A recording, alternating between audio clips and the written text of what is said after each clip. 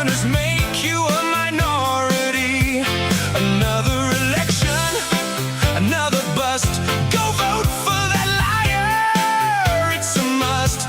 We were given the greatest gift of all. Decided to give it up and watch the fall. Yeah, it's just a clown world. We're living in a clown world. Join us in the clown world. It's easy to see that the joke's on you and the joke's on me.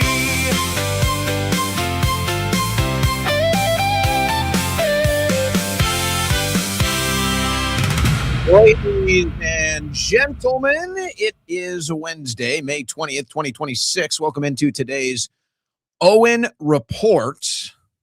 Guys, we are going to get into more of the aftermath from yesterday's primary in Kentucky District 4. We're going to get into a little bit more of the aftermath of that today. And I'm going to even really go into the weeds with the election data. A lot of people are saying they believe this election was rigged. And while I think we can all certainly understand where that sentiment is coming from, it's not something that anybody can outright deny in any election because of voting machines, not to mention all the fraud and issues we've had in the past. We can't even get the SAVE Act passed. But I'm going to go into the actual election data and look at these numbers. I don't think the election was stolen from Massie at a voter level. The two big issues that are fair to raise, if this is your belief, are the fact that we still use the voting machines and that mail-in ballots were part of the election that did favor Ed Galrain last night. But we can talk about that. We can look at the election data, and then I'll explain how the election was really rigged, which most of us already know. Most people can see it by now, but we'll go into the weeds on that as well. And how this is, when you talk about the MAGA divide, however you want to describe it, or the breaking up, the shattering of the MAGA Trump coalition, this really kind of, this moment, this election really puts it in the spotlight, really boils it down so it's easy to see and understand. And with every cycle, it's only going one direction. With every cycle, Trump is losing more support. With every cycle, MAGA is losing more members of its coalition. And these are easily observable facts, by the way. These are things that it's very easy to see and interpret. And yet there's a denial. And thus, the split. Some people want to deny all of this is happening. Others can see it clear as day. So we'll get more into that. We do have some comments from Trump as far as the election was concerned. And then we can look at these comments and see where Trump is going next to campaign. And it shows how the entire double standard that they're trying to apply to Thomas Massie does not apply anywhere else. Any other member of the Republican Party can be for open borders. Any other member of the Republican Party could even vote to impeach Trump. Any other member of the Republican Party can be pro-amnesty, and Trump will campaign for them, and MAGA will get behind them, just not Thomas Massie. And so, of course, we all know what the difference is there. But we'll be looking at some of those comments. And then we also have some comments and some news from President Trump and then from Congress on the Iran war. A big war report came out, and then there's some statements from Trump, and then there is a Senate bill, the Iran War Powers Act, that to this point had been going Trump's way, and now it's not. So we'll take a look at all of that. Now, when we get into some of the other Trump news, himself and his family, it's hard to get a read on this because you listen to it and it sounds impossible, and yet it appears to be true. beyond just the Trump family making a bunch of money on the stock market since Trump has got into office, it appears as though they are going to attempt to take a page out of the Biden administration and start pardoning people that have never even been accused of crimes, specifically financial crimes. So that's very strange. Now, again, if you're looking for consistency here, when Biden was pardoning people who were never accused of committing a crime, MAGA was up in arms, screaming, making a fuss about it. But if Trump does it, or as Trump is about to do it, let's see. Let's see if the same standard applies to Trump that was applied to Biden. So we'll highlight some of this. And then a recent stock purchase from Trump that may have been a mistake. And then I'm going to look at a little bit of the economic situation here. And there's two clips specifically, and I think this is what shows the divide now that is greater than ever between the elites, and there is no middle class anymore. There's basically the upper class and the lower class now. The middle class is dwindling. It's almost down to nothing. Slowly but surely, middle class status is becoming lower class status. And Trump isn't helping with this, by the way. It's one of the big frustrations we have. It's one of the big blind spots of MAGA. So I want to show this clip from Kevin O'Leary, basically browbeating Americans. And this is the attitude, by the way. Oh, you're making dumb financial decisions. It's your fault you're poor. It's your fault you're broke. And hey, there's room for that conversation. Don't get me wrong. There is plenty of room for that conversation, specifically when we talk about college loans, which is where we're going to go next. So you're going to hear from Kevin O'Leary blaming Americans for being broke. And then you're going to hear from somebody that he would probably consider in this category who can't pay off her student loans. And when you listen to these two perspectives, you understand why the divide between the upper class and the lower class has never been bigger. And you understand why the messaging from the Trump administration has never been more callous and out of touch. When they say things like golden age and how great the economy is, when they don't understand that somebody paying an extra $100 a month or $200 a month in gas can break their budget. That's how tight things are for the American. And DC just has no clue. They are just totally out of touch on this, and nobody seems to want to address this in the administration. They'd rather gaslight you and tell you the economy is great. And if it's not, that's your fault. And so that's where they're at on the messaging, which will not resonate ahead of midterms, by the way. So all of that and more coming up on today's Owen Report. Today's show is brought to you by Silent Bags. Now, folks, if you are in the market for a backpack, a concealed carry bag, a crossbody, or more popularly known as a fanny pack, or a dry bag, check out our friends at slnt.com. Not just high-quality bags, very sleek, designed for comfort and efficiency. They also have military-grade technology. You heard that right. When the U.S. military doesn't want to be tracked or traced or wants to go off-grid and off-radar, they use the same technology that Silent does in their bags. So if you don't want to be tracked and traced, or if you don't want the radio waves that come off of a laptop or cell phone blasting you all the time, then get a bag from Silent. Check out their designs. Very sleek, very stylish, and efficient with the military-grade technology. Hey, if you need a new backpack, everybody has a backpack. If you need a new concealed carry, if you need a new crossbody or fanny pack, they're calling it the daddy pack now, by the way. The fanny pack is now the daddy pack is what they're calling it.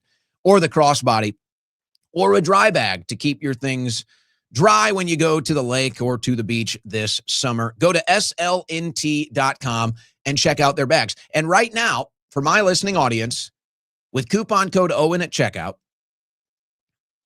you can get a big discount. They want you to know this, ladies and gentlemen. They want you to know this. 15% off qualifying orders at slnt.com/Owen. So if you're looking for a new backpack, concealed carry, dry bag, or crossbody, go to slnt.com/Owen and take advantage of 15% off plus free shipping on qualifying orders for my listening audience. Turn my clip to 1-1.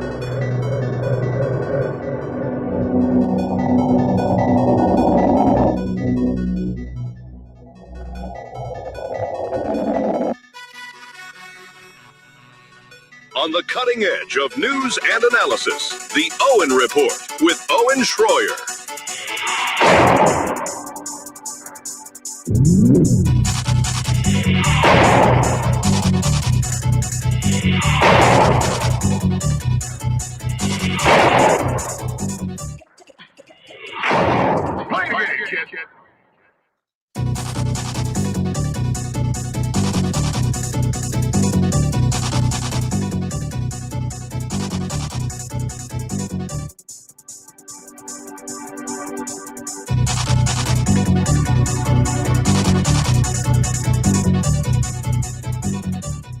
Well, last night we were abruptly ended by a major storm knocking out the power here,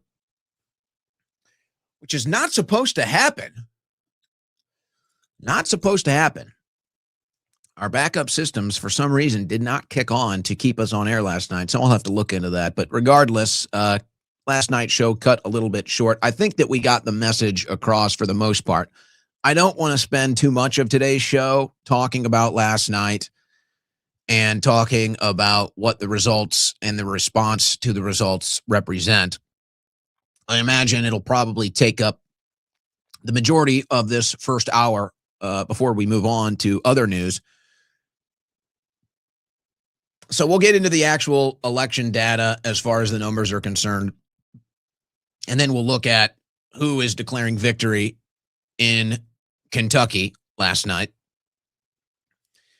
But I think if we can just try to make it short and sweet, here's the here's the problem right now with political commentary, specifically on the right.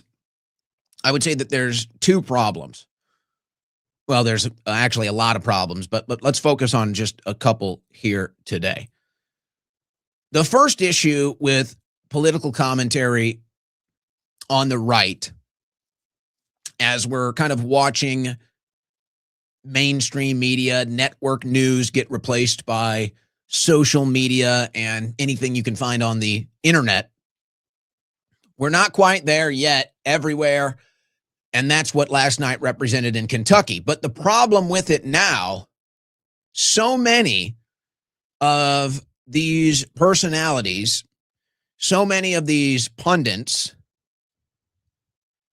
so many of these commentators that are now in the right-wing sphere of political commentary, so many of them cropped up after 2026.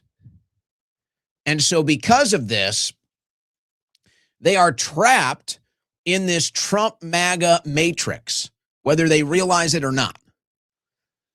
And so the big disconnect when we talk about people like myself and the individuals I'm describing here, which I don't think need to be named, didn't really serve a purpose to name them. I think you can probably take a guess or you'll see this in the coming days.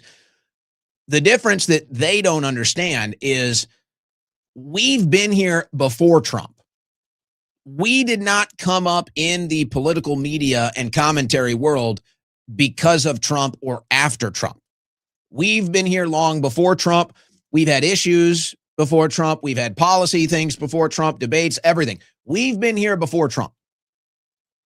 So if you've come into this new right alternative media, social media sphere as a pundit or a commentator after Trump, you can't understand the world properly before Trump and after Trump as far as a presenter is concerned.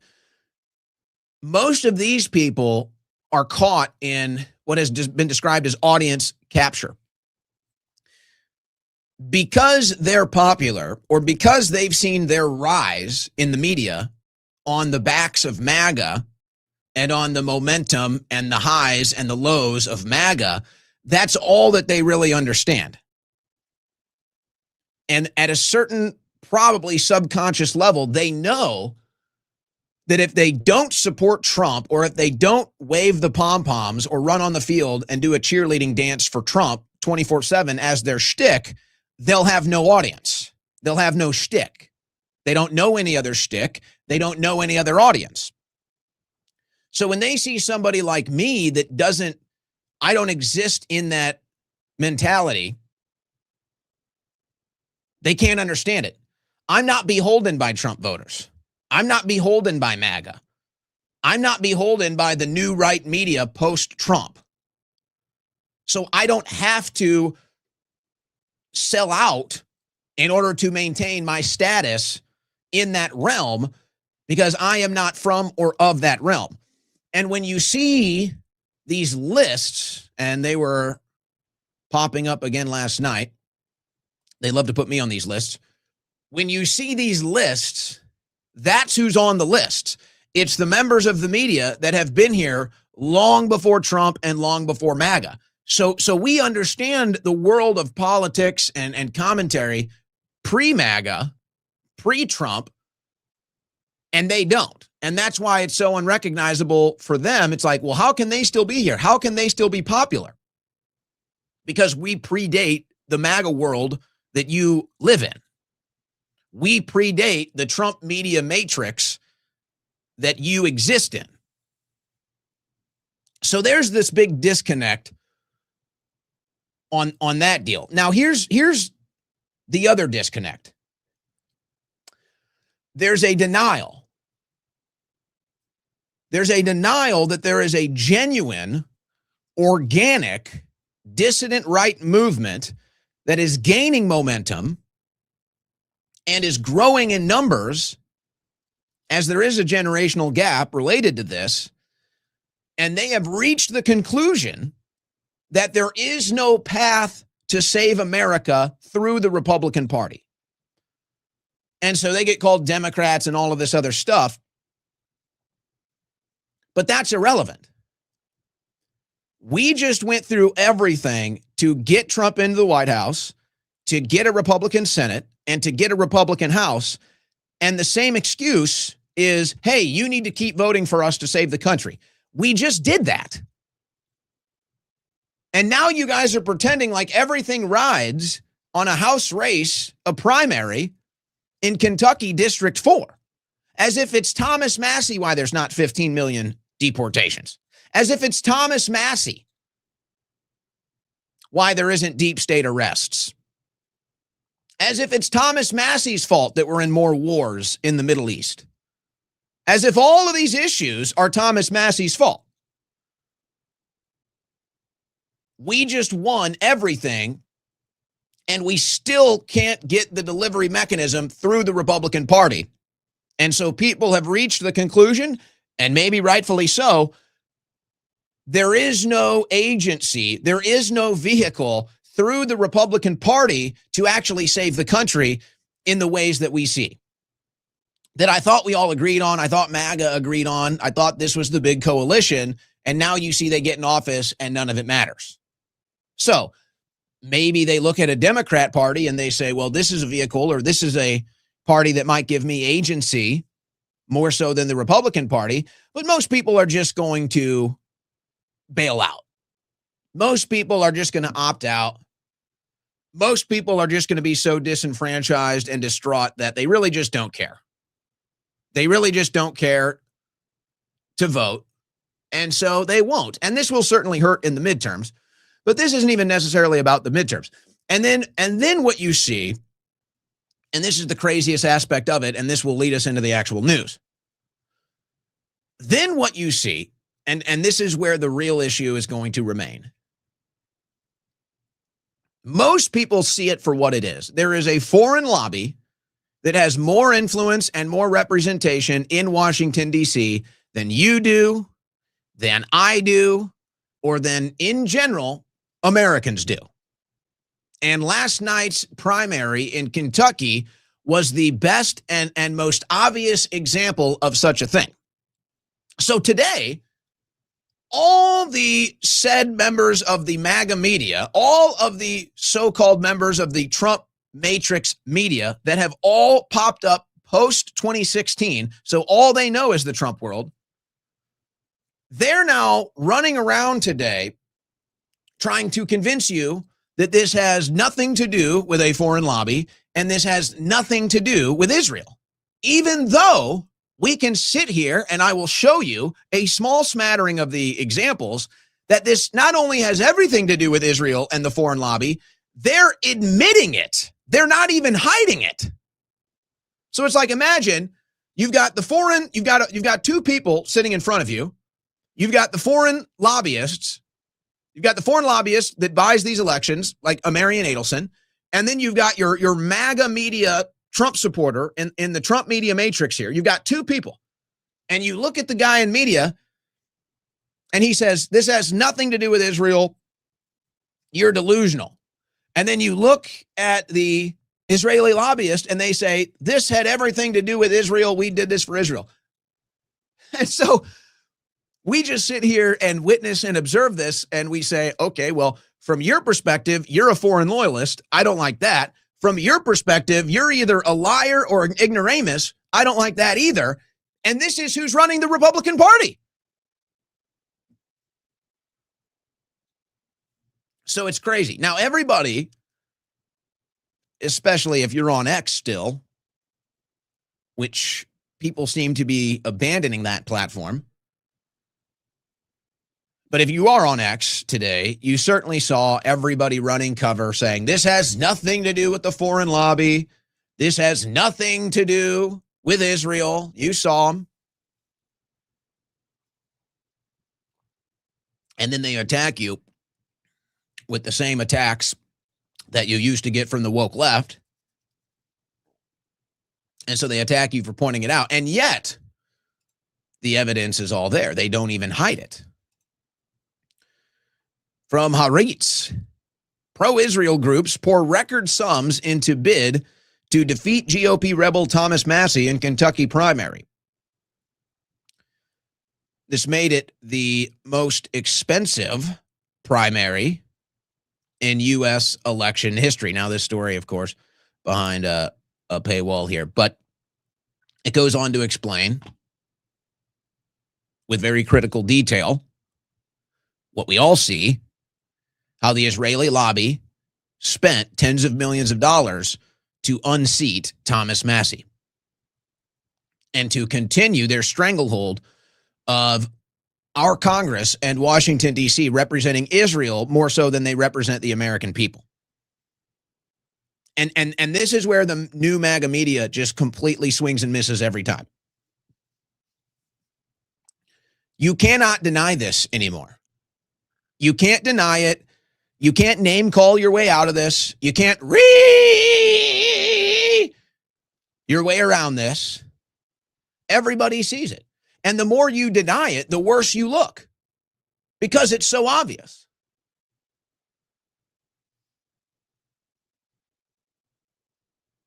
And how can you ask an American patriot conservative to blindly support a party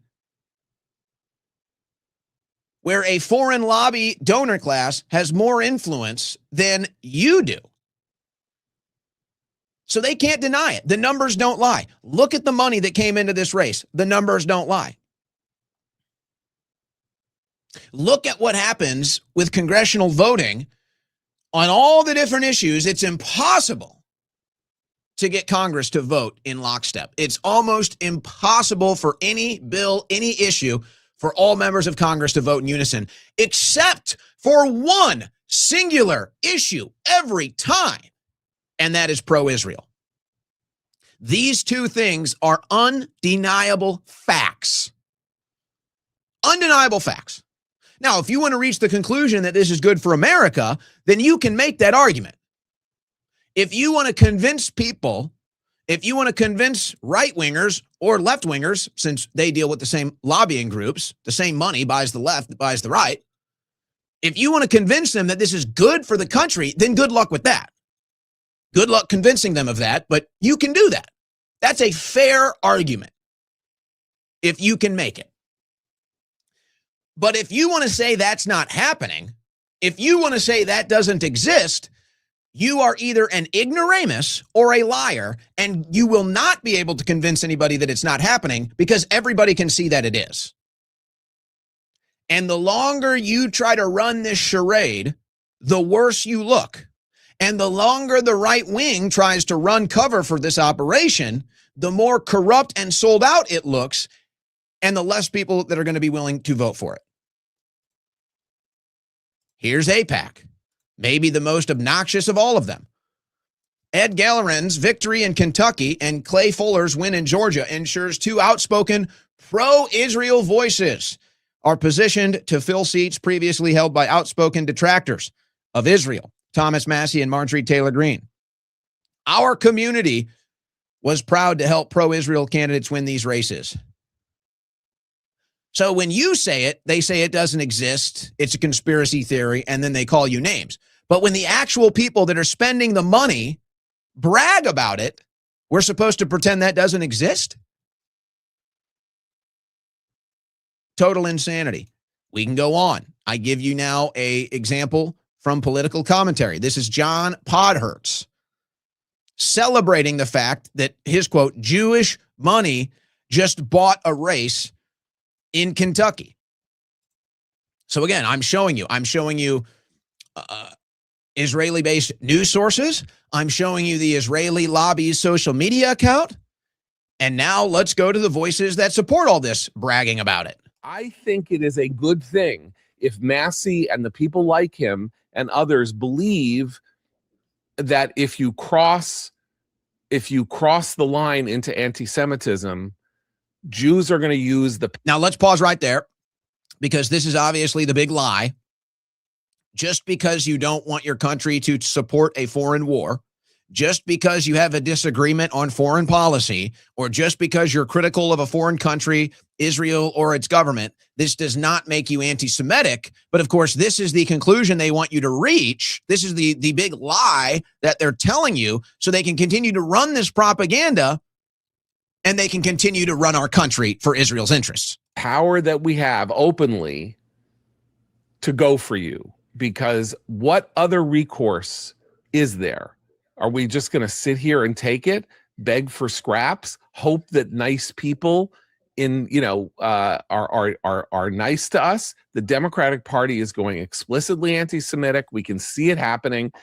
People are getting benefits, as Seth says, for being anti-Semites. That seems to be part of an appeal in primaries to the left and the party.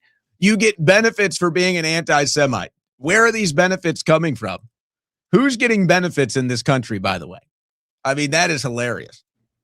We have to use what means there are at our disposal. And in my view, and I'm going to put it blank, that is Jewish money. There is an enormous amount of Jewish money in politics, by which I mean Jewish donors, wildly disproportionate, not only charitably, but politically. And when I say charitably, I mean nobody really knows the numbers. Jews make up 2% of the population. According to some studies, Jews make up 20% of the charitable contributions made in the United States. And by the way, most of those are to leftist liberal causes, open borders, LGBTQ+, trans kids. So very charitable. Annually. That is a tenfold. Think about that. Think about the disproportion of that. And in politics, it's pretty close also. And if that money isn't used, why do people give money? Because they want to influence elections to get people elected who reflect their views. Well, this is an existential issue for Jews. And the Jews who explicitly give money because they want to make it clear to anti-Semitic candidates that they are going to have to go through a buzzsaw, and that they are not going to simply waltz in and be, if they're treated with kid gloves by the New York Times, we are double time going to do what we can to expose who they are, to find out what we can find out about them that will harm them, and that we will do what we can to prevent them from taking office. What other choice does American Jewry have? Do we need to translate that? Is that worthy of a translation? Cars for kids. KARS, cars for kids. 1-877 cars for kids. Donate your car today. Donate online at carsforkids.com. That's cars with a K. Pickup is quick and easy. You'll get a vacation voucher and maximum tax deduction. 1-877 cars for kids. Donate your car today. Yeah, it's true, guys. I think that it's a good thing we got Thomas Massie out. We can't have pro-America candidates in Congress, and we certainly can't have any members of Congress that won't support Israel first and foremost. We certainly can't have any ideology or political opinions in this country that won't prioritize Israel or make sure we give as much money possible, military aid possible to Israel, because that is the most important thing to America and to the world. And anybody that won't support putting Israel first, we will crush you. We will destroy you. And this is good for you. You should be thanking us. This segment has been brought to you by Cars for Kids. Donate your car today. So for anybody that's missing the joke here, that is satire. That is a joke. I'm doing comedy. So let's actually get into the election data. Now, I want to go all the way back here. I want to give a full review here because we're going to come back here and look at the numbers. And I'm going to tell you why. I don't think there was any foul play in the actual voting process that changed the results, potentially. Yeah, we have issues with mail-in voting. Yeah, we have issues with voting machines. But the numbers, well, I'll let you decide. This is the first race Thomas Massie won in a primary in 2022. And in 2022, you had 44,000 people turn out in the Republican Party primary. Okay. And he mostly runs unopposed. Pretty much every year he runs unopposed or gets more than 60% of the vote. But he runs unopposed, so there's not real good data to go off of until 2020. So we can look at 2020 now. Thomas Massie gets 81% of the primary vote with a total turnout for the Republican Party of 85,000, or just shy of. So 85,000 voted in the primary in 2020, won by Massie. Jump forward to 2022. Massie in the primary up against two other candidates, including one called George Washington. In 2022, 67,000 turnout, and Massie gets 75% of the vote. So voter turnout was actually down to 67,000 after 2020, but Massie still popular enough to win by a huge margin. Go forward to 2024. Same trend, voter turnout down. 53,000 turnout in the Republican primary. Thomas Massie wins 76% of the vote, but voter turnout down again. But Massie still strong and popular in that district. So now we go to last night.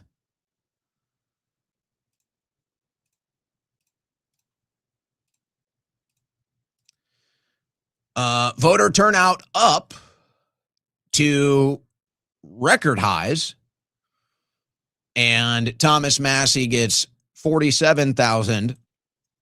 Ed Galrain gets 57,000 and about 55% of the vote. So when you look at these numbers, you know, the closest thing you can get to these numbers is 2020.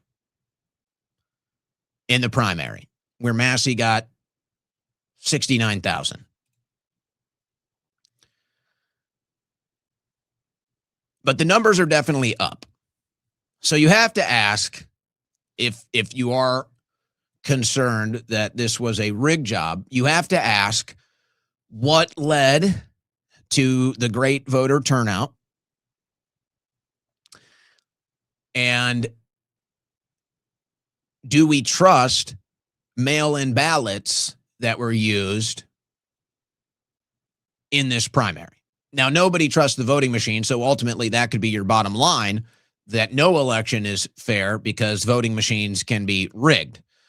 But beyond that bottom line, if you look at the numbers, voter turnout highest since 2020, and Ed has never, he comes nowhere near the popularity of Thomas Massie over the years. And Massie's numbers are, I would say, pretty much on par with where they normally are in these primaries. So it was Galrain who had the massive voter surge. It was Galrain who got people to show up and vote for him that haven't voted before. So where do these votes come from? Well, they're not coming from Democrats. This is a closed primary. The voter data tells us that most of these votes are coming from people 50 years and older.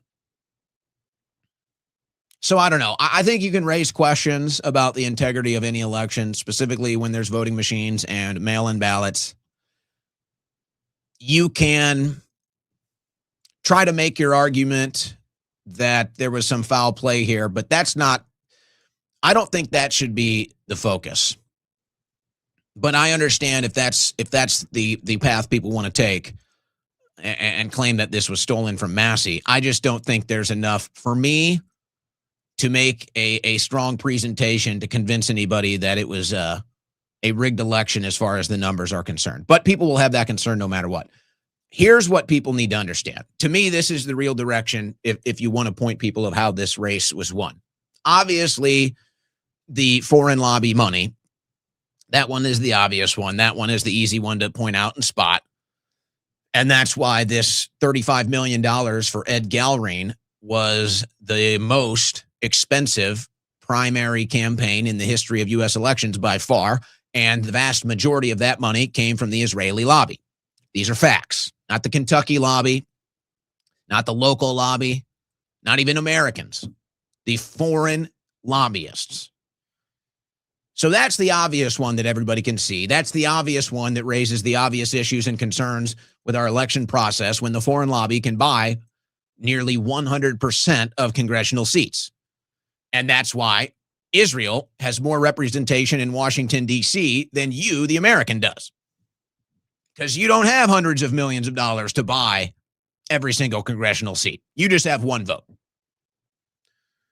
Now, here's the other angle, and this is why I would argue Thomas Massie loses last night's election, but wins political capital for generations. Ed Galrain will likely come and go and be a forgotten name, a forgotten member of Congress, except for being a total sellout to the Israeli lobby to unseat the last true conservative in Congress, Thomas Massie. That's the only legacy Ed Galrain is going to have. Thomas Massie now has generations of political capital that he can decide how he wants to use.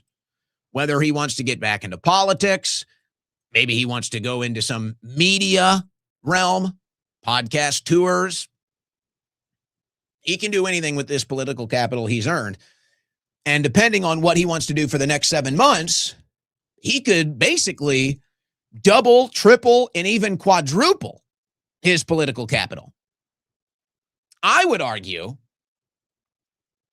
if Thomas Massie, for his final 7 months in Congress, goes in there like the bull in the china shop that we wanted Trump to be, if Thomas Massie goes in there and just rails against the deep state, rails against the Epstein class, rails against insider trading, rails against the AI surveillance state data center takeover,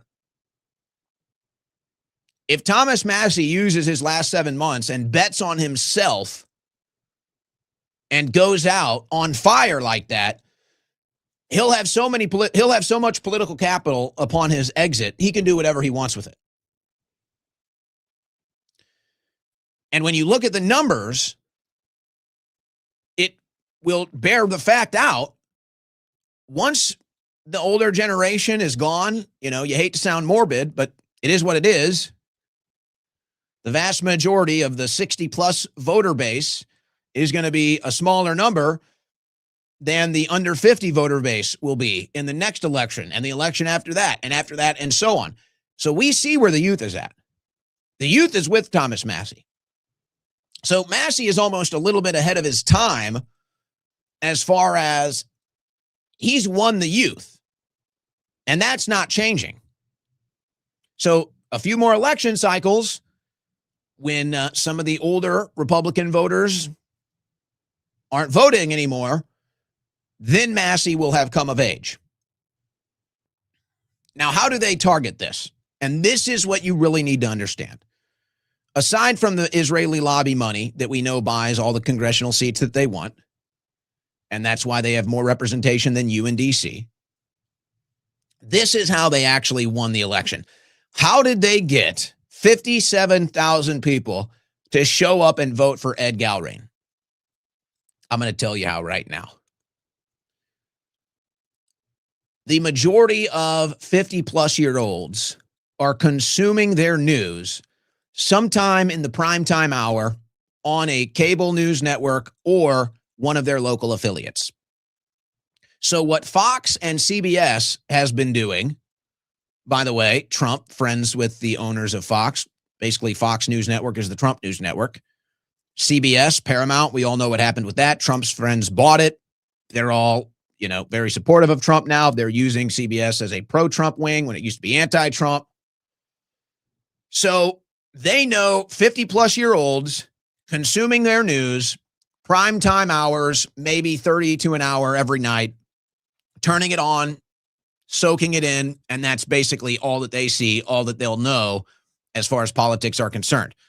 So they had Fox News Network and then CBS News Networks and all of their local affiliates during the primetime hours running all the anti-Massie ads, running all the anti-Massie propaganda, running news clips and packaged segments every night saying, Massie is against ICE. Massie. No, that's how they did it.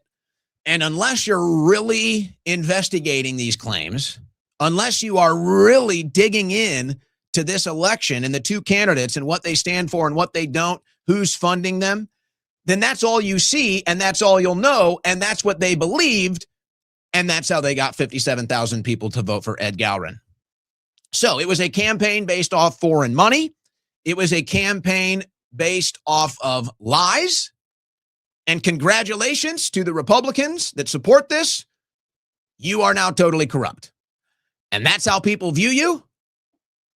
The more you deny it, the worse you look. And that's why it's frustrating when these facts are interpreted as opinion. This is not my opinion. These are all facts. And if you interpret this as opinion, then you're so blind and you really have no clue what's going on right now in this country. And let's look at some other responses. I'm going to read a couple of responses here because I think this represents the views that supported Galbraith, the boomer Republicans. Andrew Bronca show. For all the people wondering why I chose Trump over Massie, Trump wasn't on the ballot, so you're already delusional. There's only one force holding back the Democrats from importing hundreds of millions of third worlders, making them instant citizens with the vote, ending America forever, and turning into our own version of every other degenerate in the third world hellhole. So, again, this is what is so frustrating, and I am not attacking an entire generation of people. I don't mean this as some generational warfare thing. but we have to use the lexicon that we're dealt to explain these issues. This is the big frustration with the boomer Republicans. And that's probably the best way to put it, boomer Republicans, because there's boomer independents that don't want to associate with Republican Party politics, or any party for that matter, just because they might have right-wing viewpoints or conservative viewpoints. They know the whole thing is corrupt. So it may be the most appropriate to call it boomer Republicans. So what are you saying here? You're saying that Democrats committed treason. That's what you're saying. You're saying Democrats committed treason, launched an invasion of this country to, quote, end America forever. Okay? So this is your argument. And you're saying, hey, just because Republicans aren't Democrats, you need to vote for them. But hold on a second. And quite frankly, I believe it's this attitude why our country has become so corrupt in the last 50 years. It's this exact attitude right here. And this is why young right-wingers are so frustrated with boomer Republicans. It's this attitude right here. So here he is admitting Democrats commit treason and are trying to end America, and they want to facilitate an invasion of this country. So where are the arrests? Do you really believe what you say? Do you really believe that Democrats are treasonous and want to launch an invasion of this country illegally? And that they just did that for 4 years under the Biden administration? If you really believe that, then I ask you, where are the arrests? And they just say, hey, vote Republicans. They're not Democrats. That doesn't work anymore. We've been hearing that our whole life. We just put everything behind this 2024 election to give Republicans all the power they need to do what we all thought needed to be done. And now here you are, and you're not demanding it. And you're just saying, keep voting Republicans. They're not Democrats. Eventually we'll do the things that need to be done. This is my big frustration. This is young conservatives, young right-wingers' big frustration, is the boomer Republican class will sit here and tell you about all the crimes that Democrats commit, and they will never do anything about it. So either they're lying and they don't believe this stuff, or they're not interested in actually saving the country. So I don't want to hear it. Don't tell me how bad Democrats are.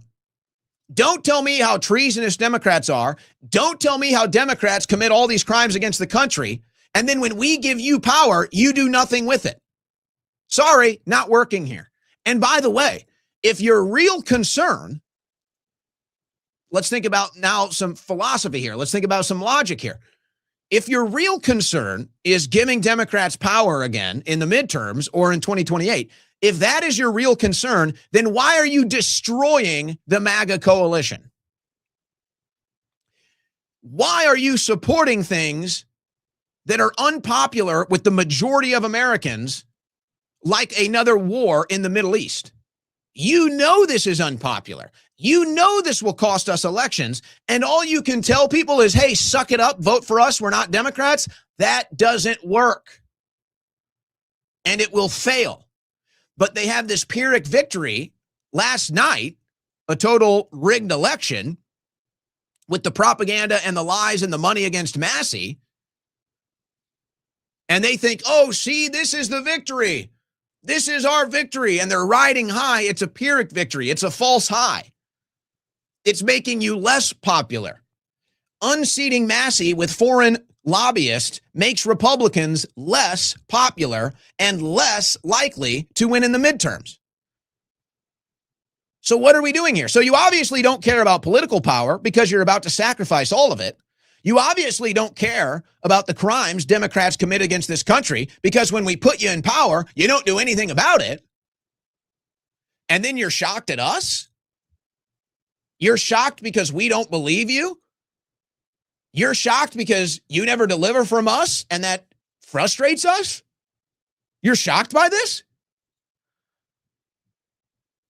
But that's all they have. That's all they have. Vote for Democrats because they're not Republicans. And here's another example. Same individual. They make the concessions. People are talking about how Thomas Massie pushed for single issue bills. This used to be a MAGA issue. This used to be a common sense, let's save the country politically issue. We need single issue bills. We can't have these pork bills. We can't have these thousands of pages of bills that nobody can read before they vote. We need single issue bills that everybody can read and understand and know what's being voted on. That was a MAGA issue.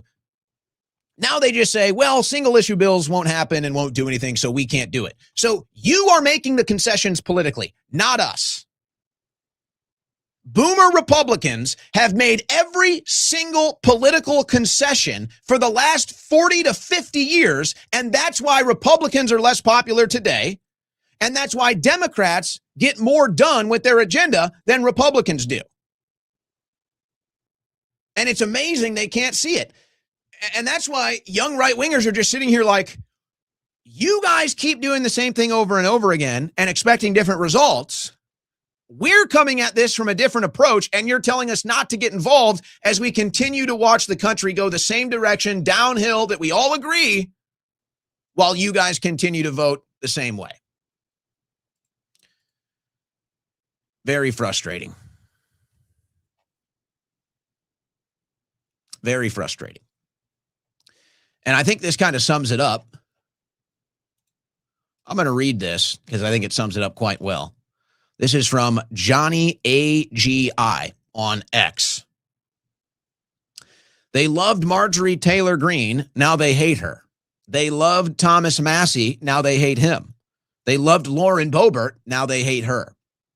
They made fun of sleepy Joe Biden for nodding off. Now they ignore Trump outright falling asleep.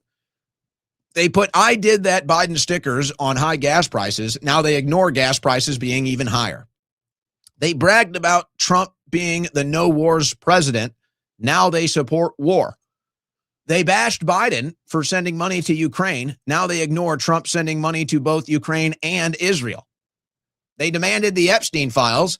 Now they bash anyone asking for the Epstein files. To be MAGA is to be a slave, not physically, but mentally. They stand for nothing. We're up against people who stand for nothing. And with the most misplaced confidence you've ever seen, they try to tell us what's what. We shouldn't even acknowledge these people. The Trump supporters that remain are mentally too far gone. I don't even want to argue with them anymore. From Johnny AGI on X. Sums it up quite well, doesn't it? But guys, come on now. This is all about remaining true to policy and principle, obviously. And that's why we had to get rid of Massie, right? They claimed that Massie was for amnesty. They claimed that Massie was pro-illegal immigration. These were their claims. And so this is just the boomer Republicans. This is just President Trump staying true to the cause of no amnesty, staying true to the cause of mass deportations, because that's the real issue, and we're just staying true to that, and Massie wasn't. Oh, that is, except Trump has endorsed multiple candidates who support mass amnesty, and he's about to speak at a campaign event for Mike Lawler. President Trump to deliver remarks at Mike Lawler campaign event in Hudson Valley. The swing district Republican is facing several Democrat challengers. Mike Lawler is a pro-amnesty, pro-illegal immigrant candidate. He supported the pro-amnesty bill. He supported keeping illegal aliens here. That is a policy of Mike Lawler's, not Thomas Massie's. So don't tell me this is about amnesty. Don't tell me this is about illegal immigration when Trump will campaign for pro-amnesty Republicans, but not for Thomas Massie. So then why? Why would Trump campaign for Mike Lawler? Oh, there it is. Mike Lawler has taken over $1 million from the Israeli lobby. Ah. And so I guess it all makes sense. I guess it all makes sense, doesn't it?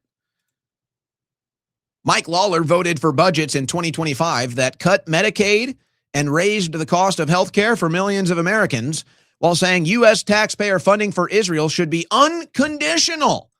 and voted for over $18 billion for Israel in 2024. There it is. There it is. Now, folks, this thing is going in a dark direction. And survival instincts, however you interpret them, however they applied, will make people do and say wild things. So you need to understand the psychology behind what's coming next. Now, this is a Democrat.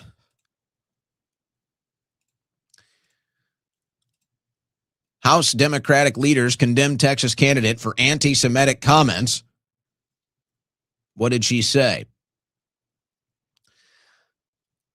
This is from Maureen Galindo, a Democrat House candidate in Texas, who said she would turn immigration detention centers into prison for American Zionists if she won. Well, she's going with that route. We'll see how it works for her.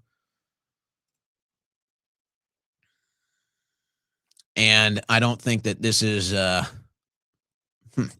I don't think that's a message that's going to resonate even with people that might be sick of Israel.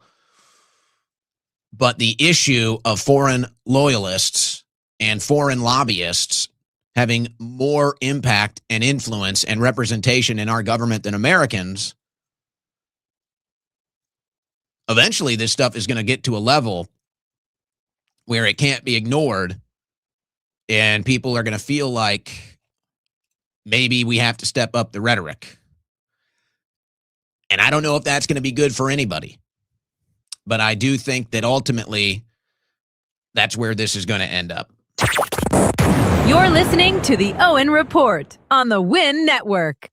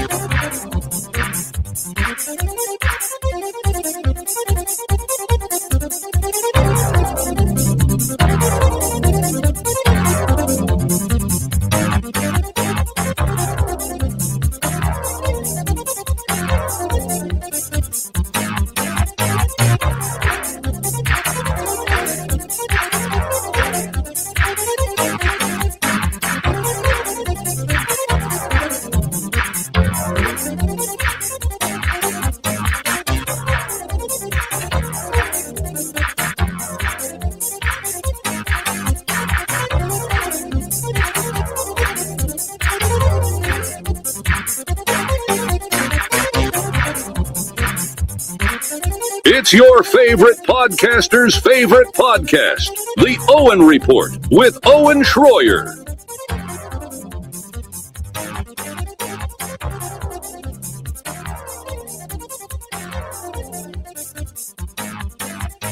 Well, I was warning you guys not to let the results from last night get you down. So we kind of we foresaw this coming. We were warning about everything that you would see.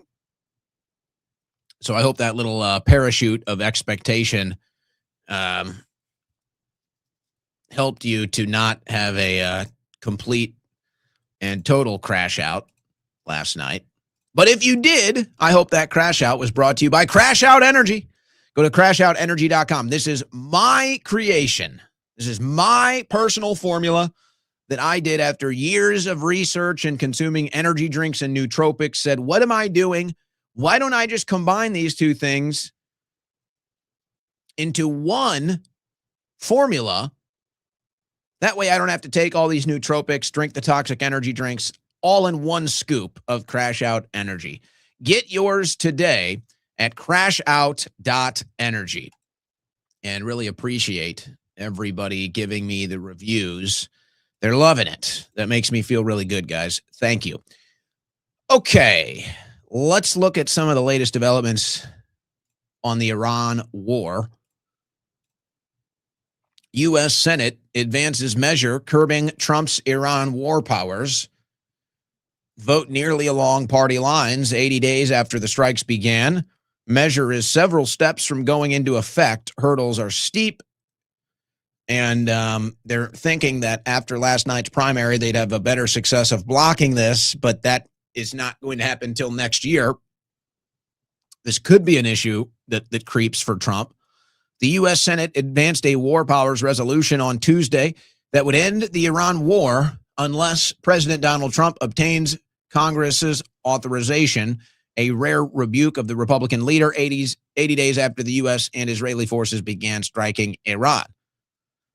The vote on a procedural measure to advance the resolution was 50-47, as 4 of Trump's fellow Republicans voted with every Democrat, but 1 in favor. 3 Republicans missed the vote. The result was a victory for lawmakers who have been arguing that Congress, not the president, should have the power to send troops to war, as spelled out in the Constitution.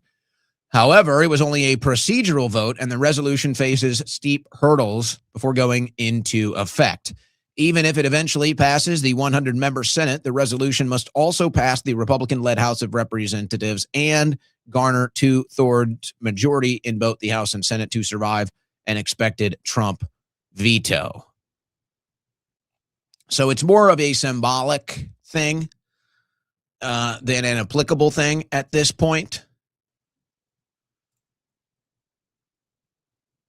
But I think it could raise issue for Trump in the future if the midterms don't go the Republicans' way, and then they want to re-litigate this and make an argument that Trump needs to be impeached for illegally launching a war. We're not too close to that. The process of that has started, but we're not really to that finish line.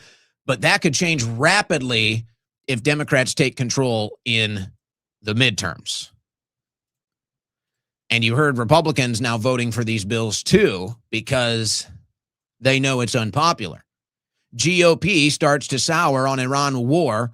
Votes in the House and Senate this week to halt the military campaign would prove a stunning embarrassment for the president. So even Republicans, and they know it's not popular, the war in Iran, are starting to vote against it. Now, we just had a report that came out, a congressional report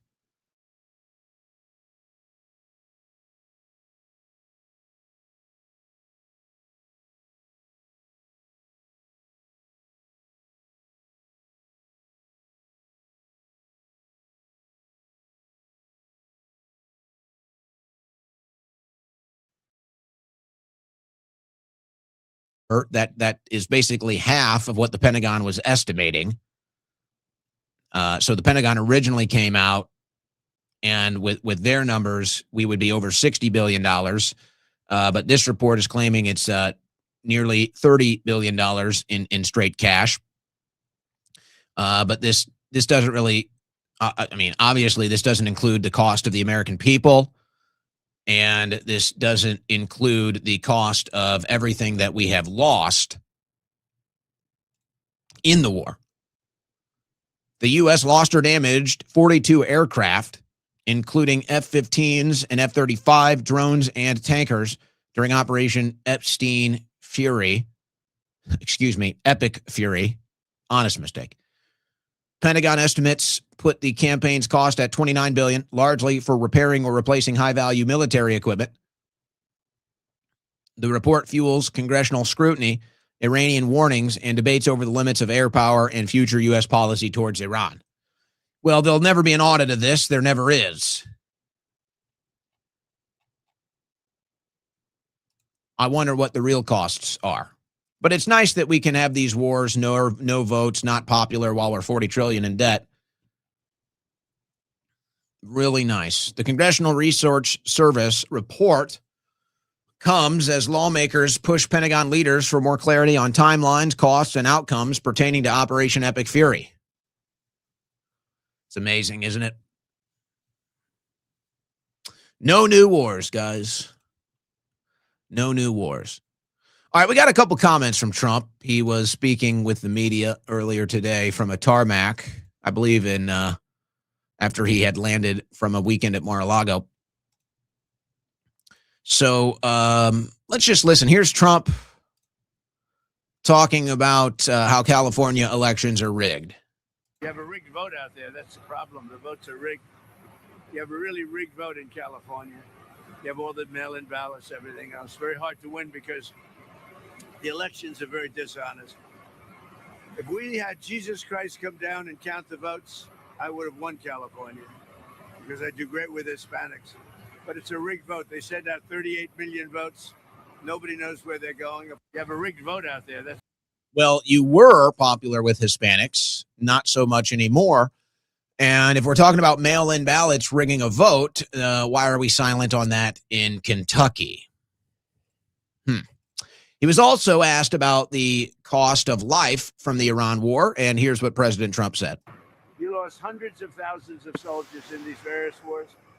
In two wars, Venezuela, where we lost nobody, and here, we lost 13 people. So these are wars now. So are they wars or are they not? I guess it depends on who's asking the question, what time of day it is, and if Congress is considering impeaching him for an illegal war. Now, 13 people is 13 too much, but we lost 13 people. In other wars, you lost hundreds of thousands of people. So people don't like it when you say, oh, do you know you've lost 13? We've lost in two major wars. We took over Venezuela. We essentially took over Iran, and we've lost so far 13 people. Somebody else would have lost 100,000 people. Okay, but I get a kick when I look at somebody on television. He's lost 13 people. I lost 13 people. They lost 13 people leaving an airport. Yeah, look, I'm not even sure how to unpack some of those comments. You know, we've reached a point with President Trump where it's not even worth responding to half the garbage that comes out of his mouth because he doesn't even mean it or think about what he's saying. But as far as the 13 people in the war, it's supposed to be zero. That's the problem. That number was supposed to be zero, and we were lied to. We were lied to about no new wars. And for whatever reason, Trump has decided he's changed his mind on involvement in the Middle East now, where he used to stand against it. So we were supposed to have no new wars and have zero dead Americans. And instead you have 13 dead Americans and at least one or two new wars, depending on when Trump is being asked about Venezuela and Iran. So there you go. Now you've got the Trump family. This is getting weird with the insider trading stuff. It's getting weird with the monetary stuff. Donald Trump Jr.'s venture capital firm said its assets under management jumped from $200 million to $3.5 billion in the last year since Trump has become president. Imagine if that was Hunter Biden. who might have a thing or two to say about that in the coming weeks and months as he's doing media tours now. Donald Trump Jr.'s VC firm touts patriotic capitalism, an investment push. Yeah, we're getting rich, but it's patriotic.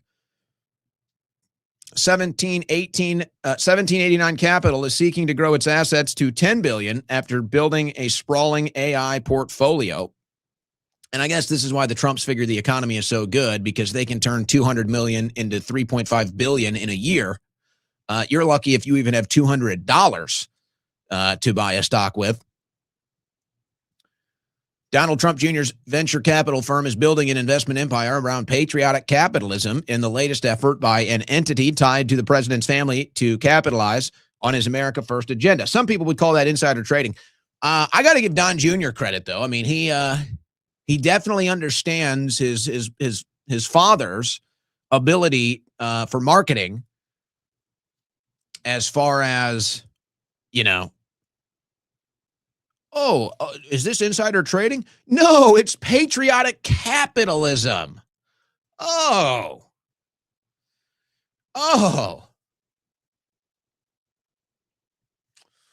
So, yeah. If this was the Bidens, MAGA would be going crazy. If it was the Biden crime family and Hunter Biden making these deals with these numbers, it'd be the top story on Sean Hannity. It'd be the top story on Laura Ingraham. It'd be the top story on all right-wing MAGA accounts. Everybody would be going crazy about how the Biden crime family has made billions of dollars on the decisions coming out of the White House. But when it's the Trump family, they have nothing to say. They're going to be silent. Now, this is kind of funny. What in the hell? Did Trump accidentally buy stock in a sushi restaurant instead of a tech company? There's something fishy about the president's stock purchases. This one's interesting. President Donald Trump bought millions of stock in drug companies, defense contractors, and tech firms, all of which he's helped make massively rich, during the first 3 months of this year, according to new financial disclosures released this week. It's astounding to watch a sitting president profit in such a nakedly corrupt way, but there is one potentially funny trade in the new disclosure. Trump purchased somewhere between $1 million and $5 million worth of a stock in Kura Sushi, the conveyor belt sushi chain. These financial disclosure firms don't give a precise number and allow ranges to be listed, showing as much as $100 million in trades, according to the Associated Press. Is Trump buying stock in a conveyor belt sushi company, or what's going on here? The purchase stuck out to people online who have started to speculate that maybe it wasn't an accident. After all, the Trump regime isn't known for its attention to detail. Remember when Rudy Giuliani gave a press conference at a business called Four Seasons Total Landscaping in 2020? Obviously, Rudy's people were not confused and had been given instructions to book the Four Seasons Hotel. Oh, a little confusion there on what Four Seasons they were booking. So now they think, is this what happened to Trump? Some people are speculating that perhaps Trump or the people managing his investment portfolio intended to buy something like Fujikara, an electrical equipment company that also makes golf equipment, or Kura Oncology, which develops cancer treatments and has the stock ticker KURA. Kura Oncology stock is currently up 9% on the day, perhaps because so many people online are speculating about Trump's odd stock purchases. Fujikara is down 8% on the day, but that slide kicked off yesterday after a 3-year forecast dashed investors' hope. So did the Trump family invest in a sushi conveyor belt restaurant chain on purpose, or did they mean to buy a tech stock and get it wrong? And then if you're making decisions in your stock portfolio based off of what the White House is doing, which is a very profitable decision-making process, are you making any bets on that? Are we making any bets? We're all going to be eating. Oh, my goodness. What have we done? You tell me $5 million? $5 million in sushi? Conveyor belt sushi? I don't even like sushi. Does anybody like sushi? Anybody in this White House like sushi? You? Fired. Get out of here. You're fired. 5 million. What can we do? I'm the president. Can we cancel the trade? No? Okay. New policy. We're going to be putting Kura sushi conveyor belts in every public school. That's what we're going to do. Let's give them a big government contract. 100 million, 200 million, 500 billion. Who cares? Just give them the money. We gotta boost that stock. Whoever bought that stock, we're going to make you into a genius. You made a stupid decision. You bought the wrong stock, but it's okay. I'm going to bail you out. 100 million for Kura sushi conveyor belts, every public school. In fact, put one in the congressional buildings too for lunch. You're eating sushi now. We're going to turn that decision into a profitable one. U.S. President Trump family granted immunity from pending tax audits. Huh? Democrat lawmakers blast the move, which follows the establishment of a controversial anti-weaponization fund. Yeah, remember when the Biden family did that and MAGA was pissed? Yeah. United States President Donald Trump, his family, and his businesses have been granted immunity from any ongoing audits in their tax affairs, according to a directive by the Department of Justice. The move came on Tuesday as an addendum to Trump's agreement a day earlier to settle a $10 billion lawsuit against the Internal Revenue Service over the leak of his tax information to media outlets between 2018 and 2020. Nice.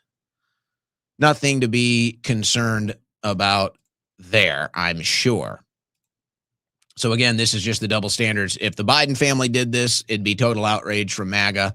But when the Trump family does this, there's no problem. It's fine. Just admit that that's the case. I wonder where this is all going to go.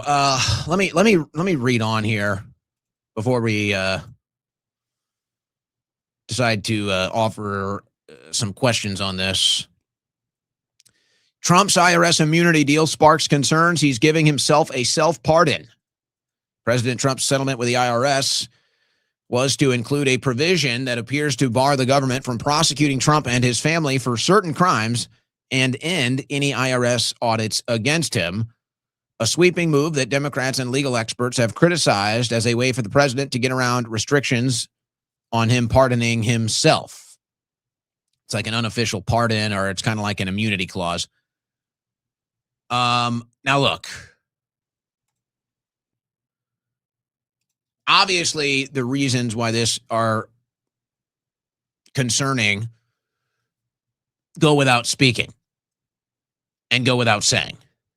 Now, when you get into the larger application of what this fund, this $1.776 billion fund is going to do, there's two questions that stick out to me.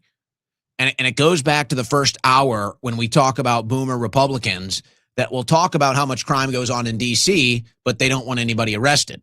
And then when you demand people get arrested, they look at you all funny, like, you know, you've got three eyes or something. And we're looking at them like, wait, I thought we agreed here. What's going on? So this is another example.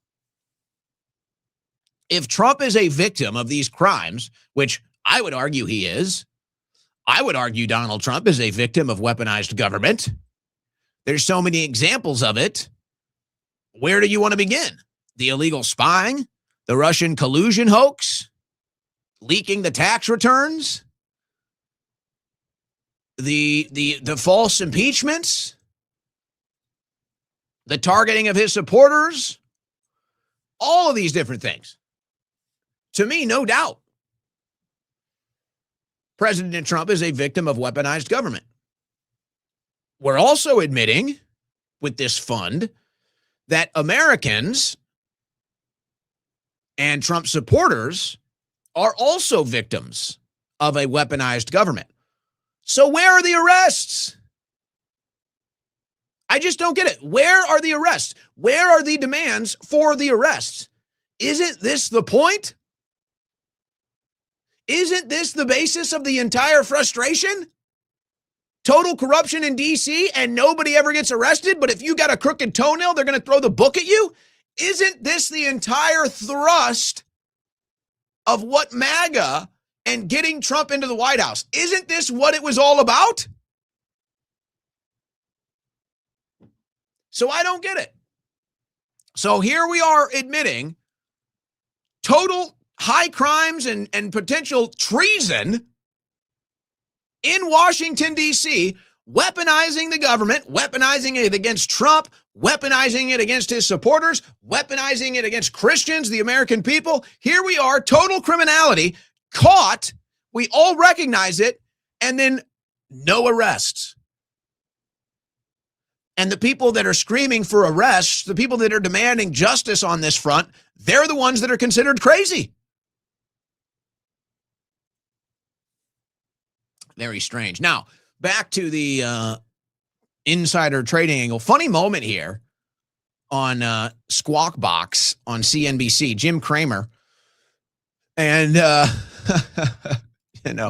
Cramer is known for his awful takes on the stock market. It's actually wild how somebody that is so famous and consistent for getting things wrong still has a job. So it makes you wonder if he's there as something else. It's like Cramer is there as a red herring for the real insider traders. Whenever Cramer says to do something, that's your sign to do the opposite.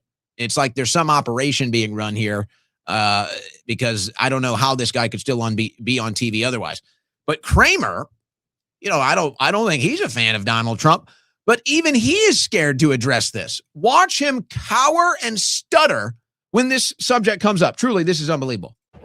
Yeah, Citi today takes it to 130. Yeah, but the president, the U.S. government got in. They could sell it and yes, give that and the according number. to the filings, the president's been trading some intel in the quarter. Yeah.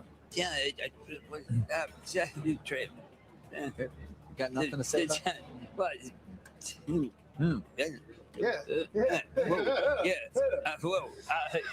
Yeah.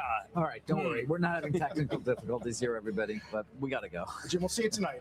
Mad Money, 6 p.m. Eastern Time. S&P 7433. Don't go away. You got to watch this one more time. Now, folks, to try to catch you up here, I'll even pull up Intel stock so you can really see this. Let's take a look. Here, let's put this on the screen before we get another laugh at that, because that's hilarious. So this is Intel stock. And right here, you see where it's gone up. Let's see here. Yeah, it's gone up about 120%. It was right about here somewhere where President Trump got the U.S. government involved in Intel stock, made a big purchase of Intel stock.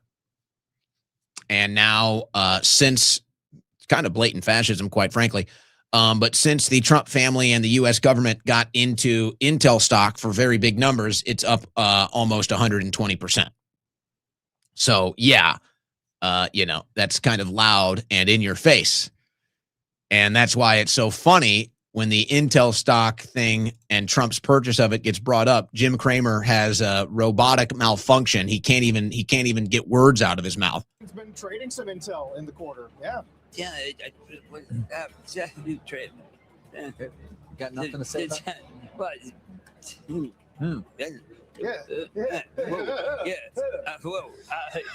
Yeah.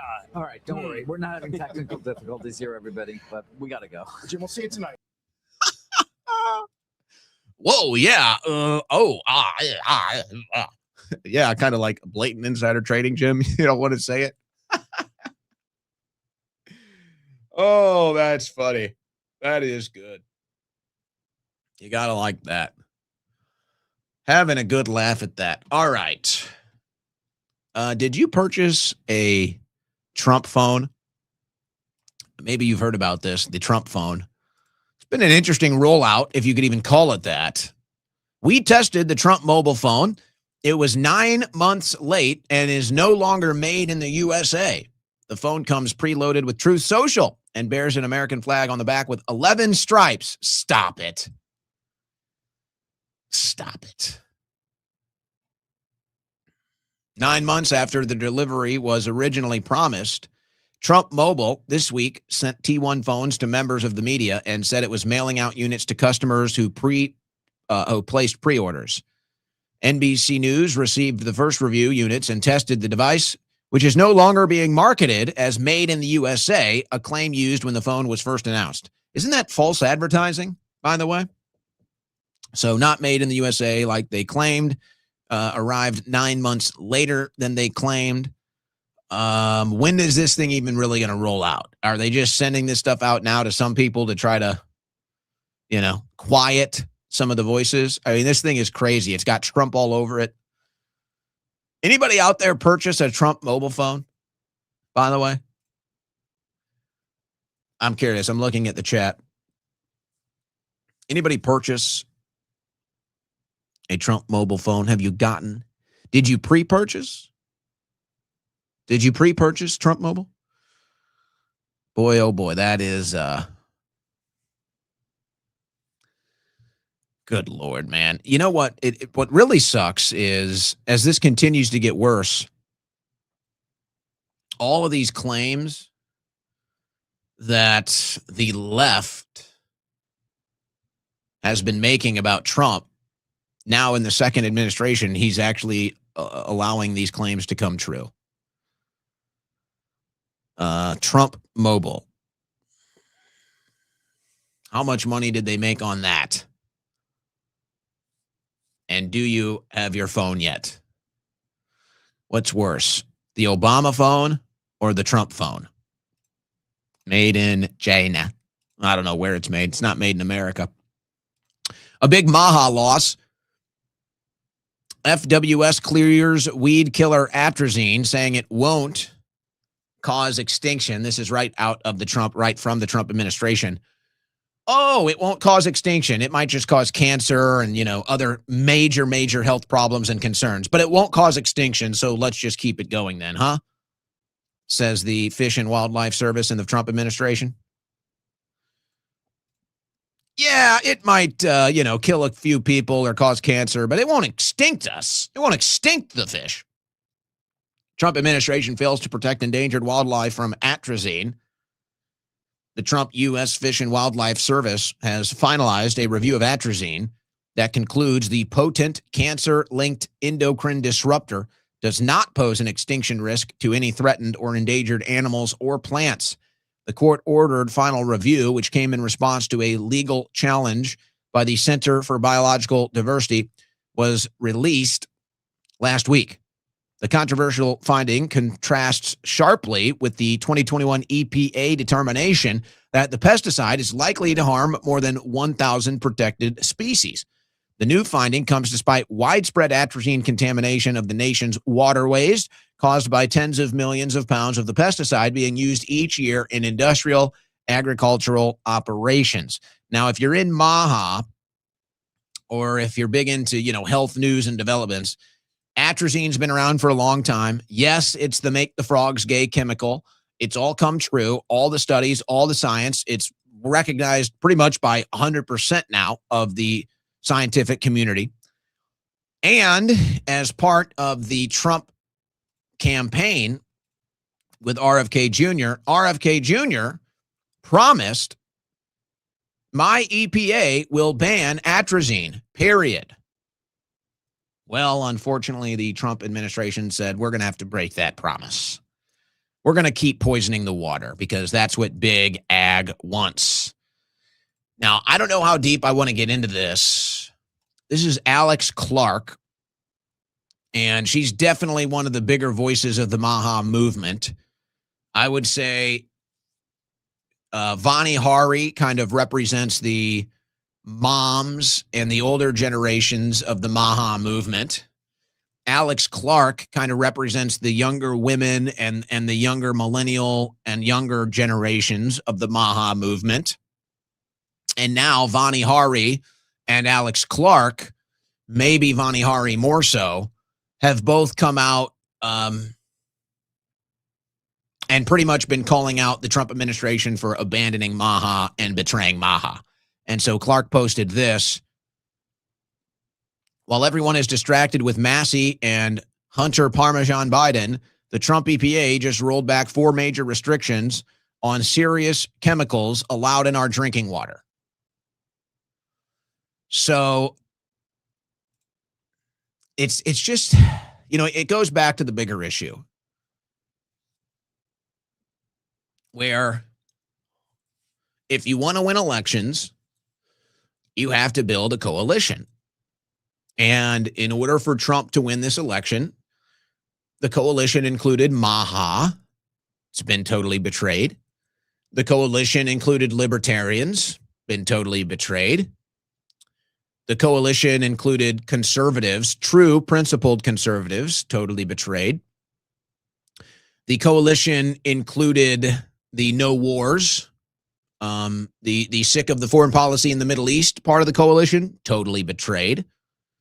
This is the coalition it takes to win an election. This is the coalition it takes to win a presidential election and then get the majority in the House and Senate. And this is what we did. And now that coalition has been totally betrayed and it's totally shattered. So I don't understand this weird arrogance from what's left of Trump supporters. I don't understand this weird arrogance from MAGA that thinks that, hey, it's all good. We can go on just fine without you. Well, what does that mean? What does that mean? You can go on fine without us? What do you even stand for now? And how do you plan to win elections? I'm just curious. You're not trying to win these voters back. You're insulting these voters. You're pushing these voters away. You're pushing these voters to vote for Democrats just because they hate you now, just because you've become so surly and obnoxious and cringeworthy and such traitors and liars. You're just pushing these parts of the coalition to the other side. I mean, the MAGA coalition, very important in this election. The last presidential election, 2024, the MAGA coalition has pretty much completely turned against Trump. And they don't want to be as aggressive because RFK Jr. is still in there.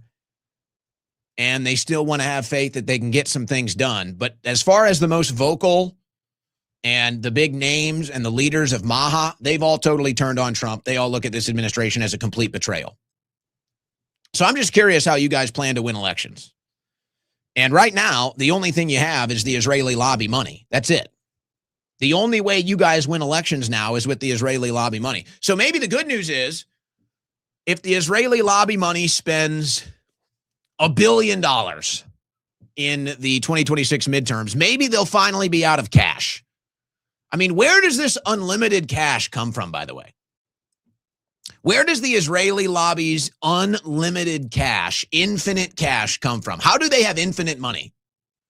Anybody want to ask that? Anybody want to investigate that? Get to the bottom of that? They have unlimited money. But maybe, just maybe, they'll have to spend $1 billion and maybe finally they'll be out of money and then they'll have nothing left because there's no real public support. There's no real popularity politically for the foreign policy in the Middle East. All they have is the lobbying money.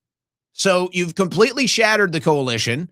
You've insulted the members of the MAGA coalition that you've betrayed. How do you plan to win elections beyond just Israel lobby money? What? At least we're not Democrats? That's not going to work. Sorry, not going to work. And the more surly you get, the more obnoxious you get, the more rude and entitled you get, yes, you will push people who have never voted for a Democrat before in their life. You will push people who would never even consider voting Democrat. And they will race to the polls in 2026 to vote Democrat just to spite you. Because you have been rubbing our face in it for 2 years. You have been arrogantly rubbing our face in it for 2 years. And you're not getting anything out of it, by the way. That's the big joke of it all. You think you're rubbing our face in it. You're rubbing your own face in it. You're rubbing your own ass in it. You're not getting anything out of this. You're not saving the country. You're not changing the country for the better. Nothing is changing.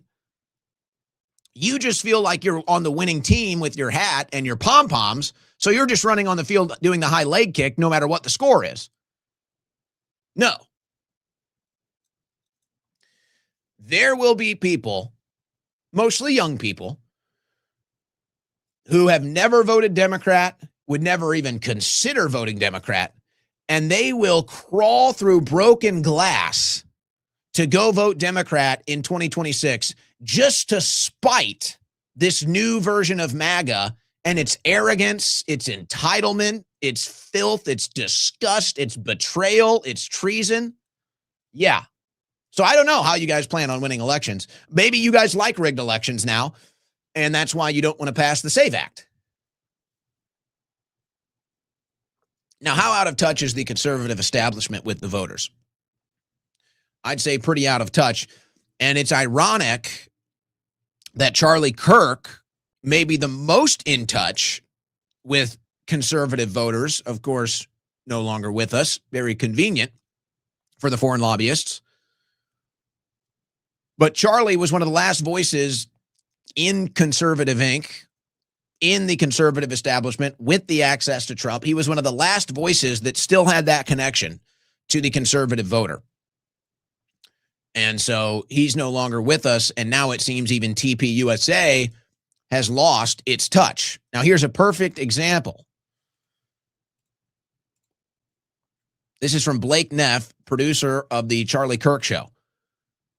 Promoting AI and data centers, guys. TPUSA, by the way, Charlie Kirk said multiple times that Thomas Massie was his favorite congressman. Charlie was good friends with Thomas Massie and said he was his favorite congressman. TPUSA did not support Thomas Massie in his primary. Total silence. Didn't do it.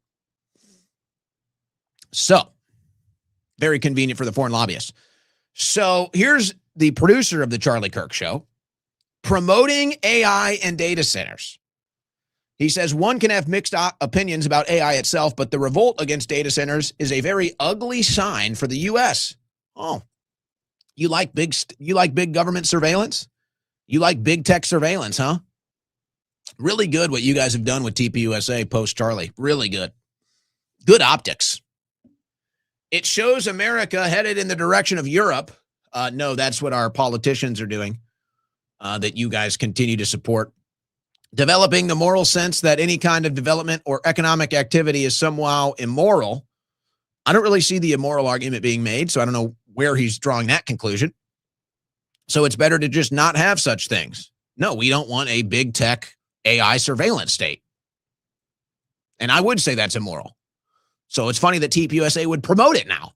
The proper response to worry about water is to point out that it is a hysterical lie. Data center water use is minuscule compared to agriculture or other industries. Oh, you mean food?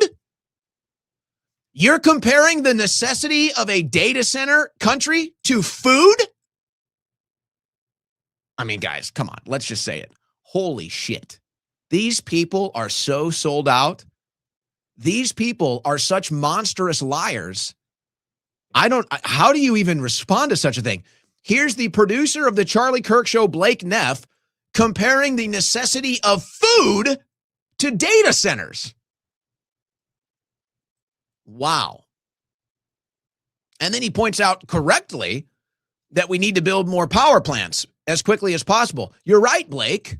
So why aren't we doing that? Why are we putting the carriage before the hearse here?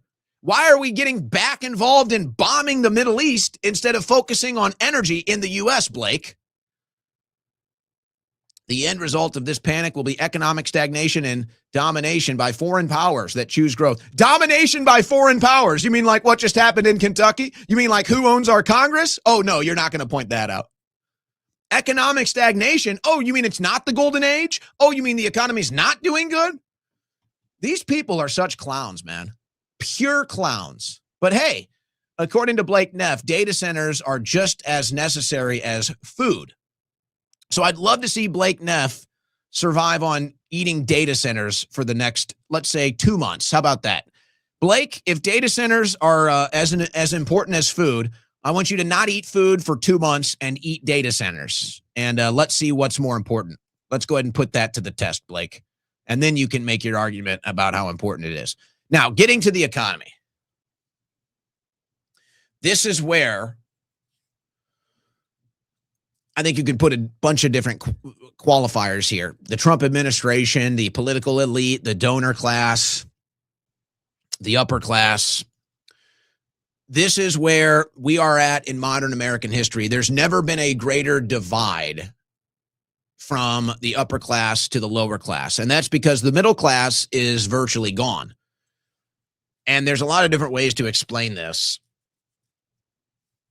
But because of all the different microtransactions you have to have from the private sector, because of all the microtransactions you have to have because of the government with regulation and taxes, because of all of this stuff piling on to you, not to mention the inflation, not to mention the cost of living going up, Americans are all living paycheck to paycheck, including the middle class. But there's this total ignorance of this in the upper class. There's this total ignorance of this in the donor class, and they just have no clue what the vast majority of Americans are dealing with financially right now. They have no clue. And so they say things like we're about to hear from Kevin O'Leary here. They say things that sound like, how can you be so out of touch? Except that's just what it is. They are so out of touch. And this is a big miss from the donor class, a big miss now from the establishment GOP, and a big miss now from the Trump administration. They simply can't comprehend this. And I use this clip from Kevin O'Leary, and then I'm going to follow it up with a clip from a young girl with her student loans to try to put it all into perspective. But let me explain how, when you listen to this, you understand these people have no clue about what it's like living in America and not being in the upper class.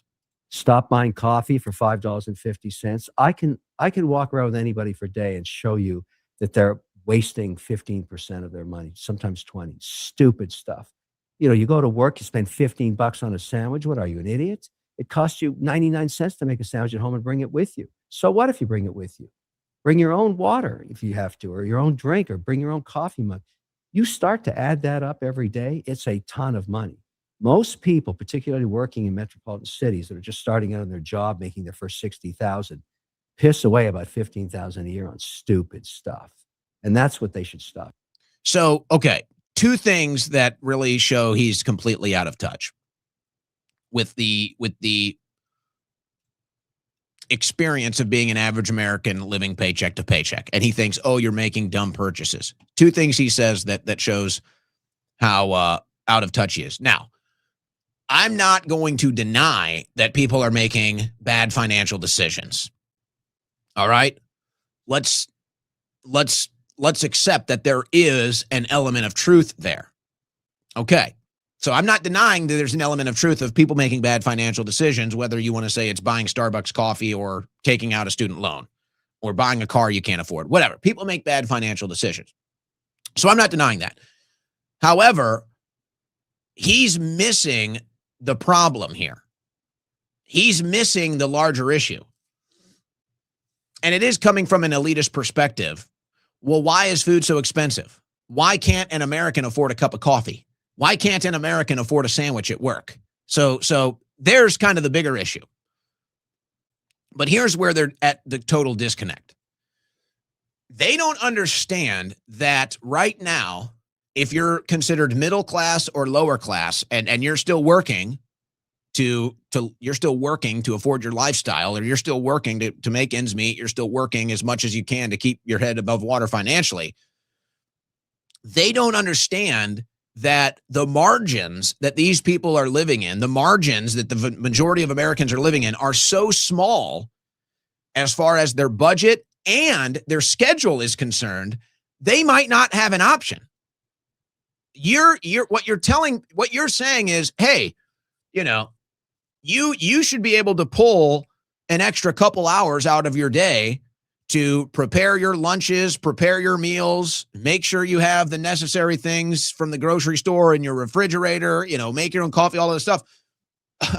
You're asking an American to produce more hours in the day that they don't have.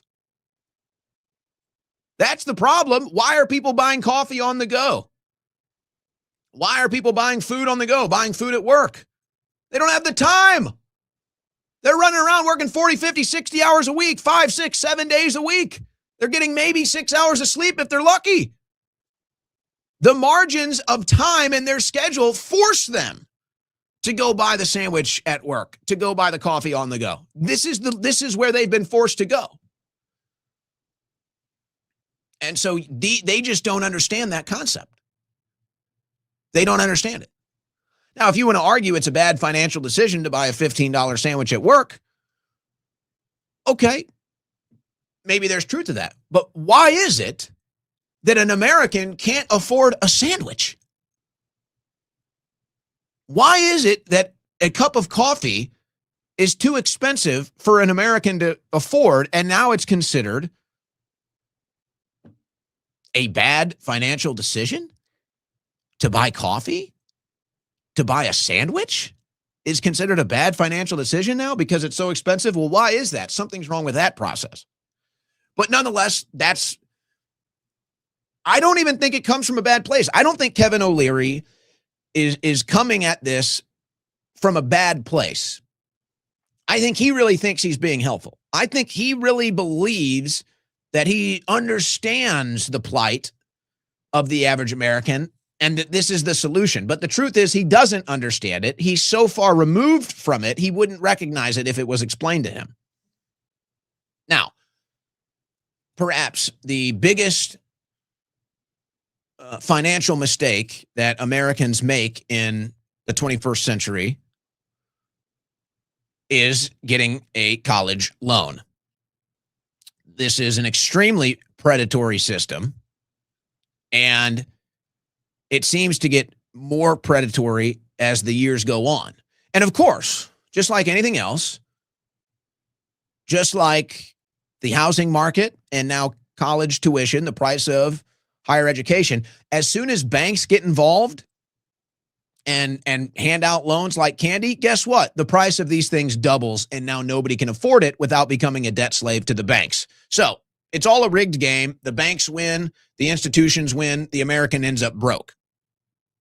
But this is the reality. And it had been sold to certainly my generation. It was sold that you need to go to college. You need to go to college.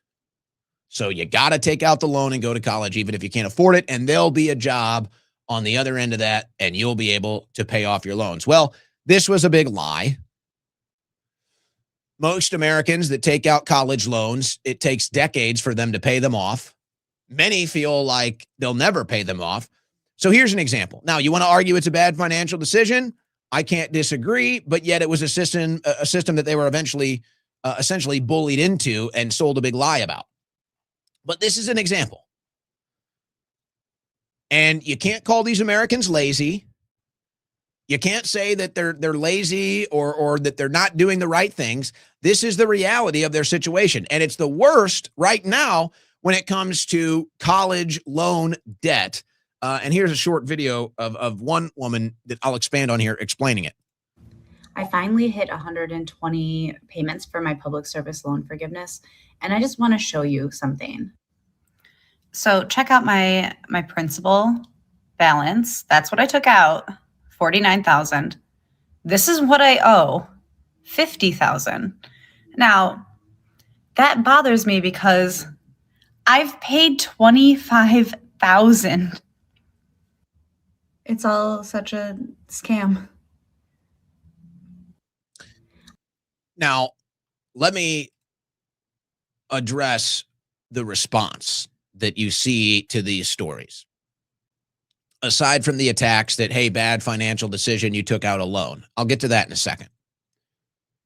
The main response you see when you have these videos or you have these stories and they talk about mostly a college loan, but also a mortgage, a house loan. And people see it and they say, okay, I am now, essentially, I'm now paying more. I'm paying double what I originally thought I was paying. I'm paying double.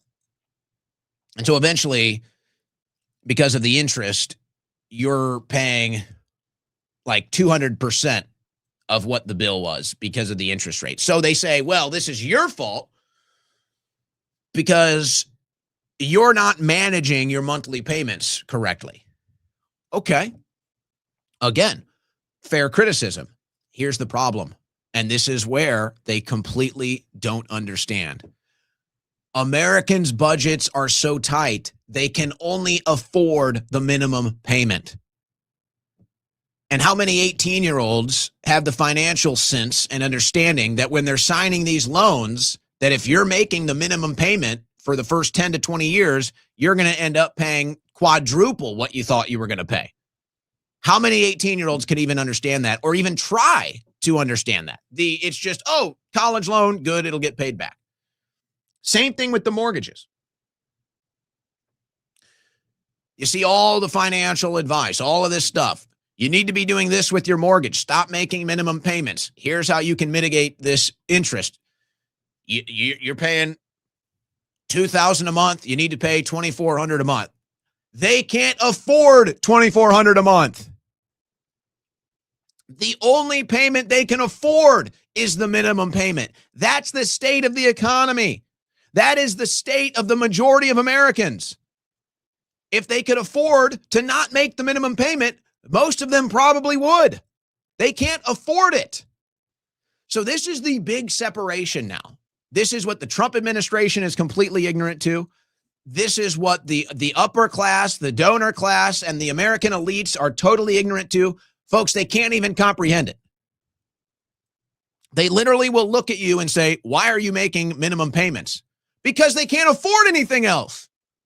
They'll literally look at you and say, why are you buying a to-go coffee? Why are you eating a sandwich at work? Because they don't have any time. You guys are so out of touch with the current financial status and situation of average Americans. It's unreal. But that's where you're at. The current state is the haves and the have-nots, but the haves, they have so much, they can't even comprehend a have-not. It's just totally foreign to them. They have no idea about this or what's going on. All right, we are going to take a short break here. We're going to come back with some tech news. We're going to come back with some tech news and then some other news, some random news before we get to our super chats coming up on the other side of this break. You're listening to the Owen Report on the Win Network.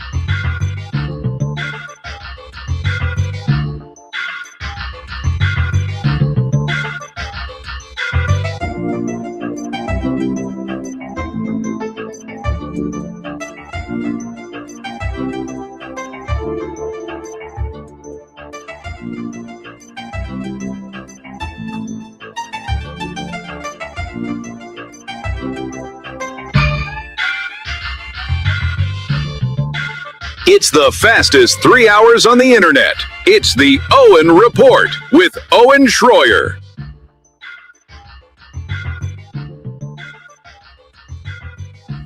All right, ladies and gentlemen, we are in the third and final hour of today's Owen Report.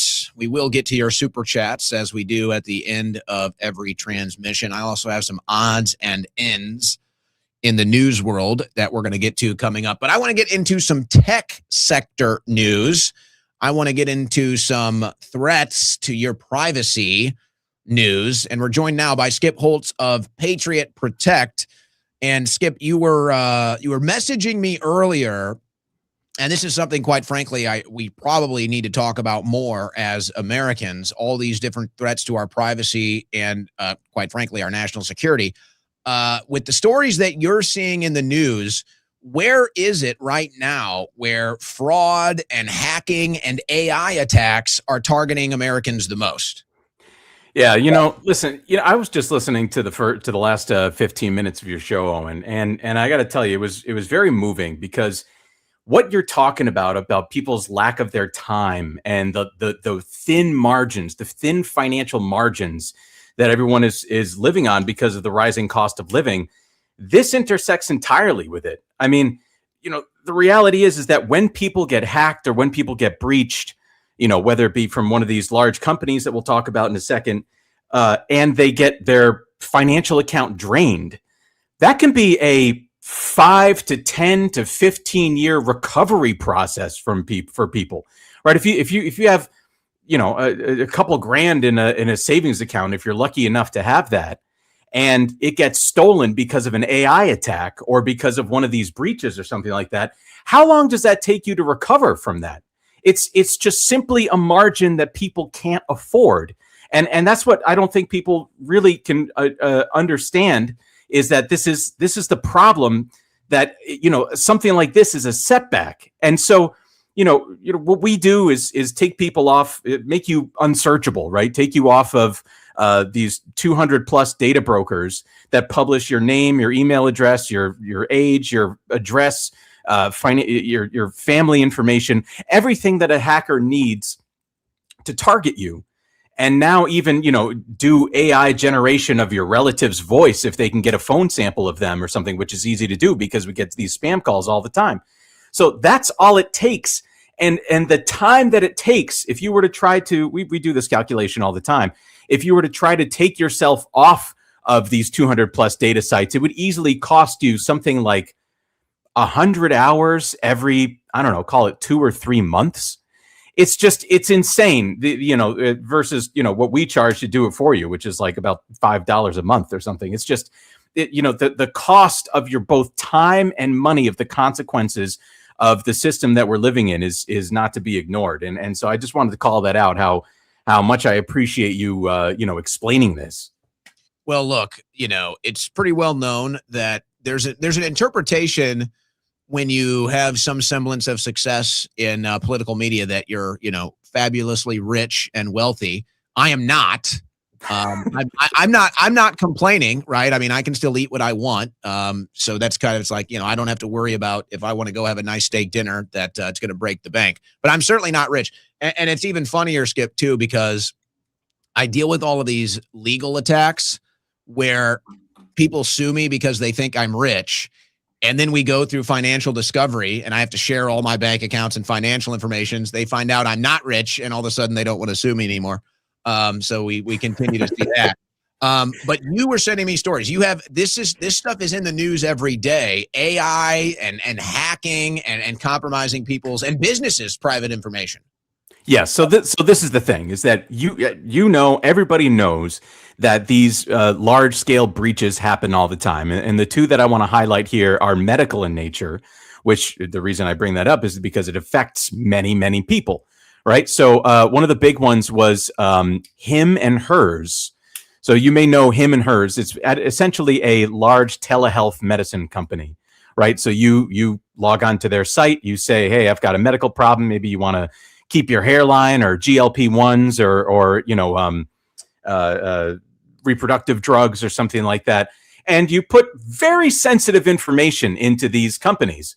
And so shiny hunters, and I'm glad you're putting this up here now. By the way, that's a Pokemon reference. I don't like this. I don't like sullying the good name of innocent Pokemon players out there.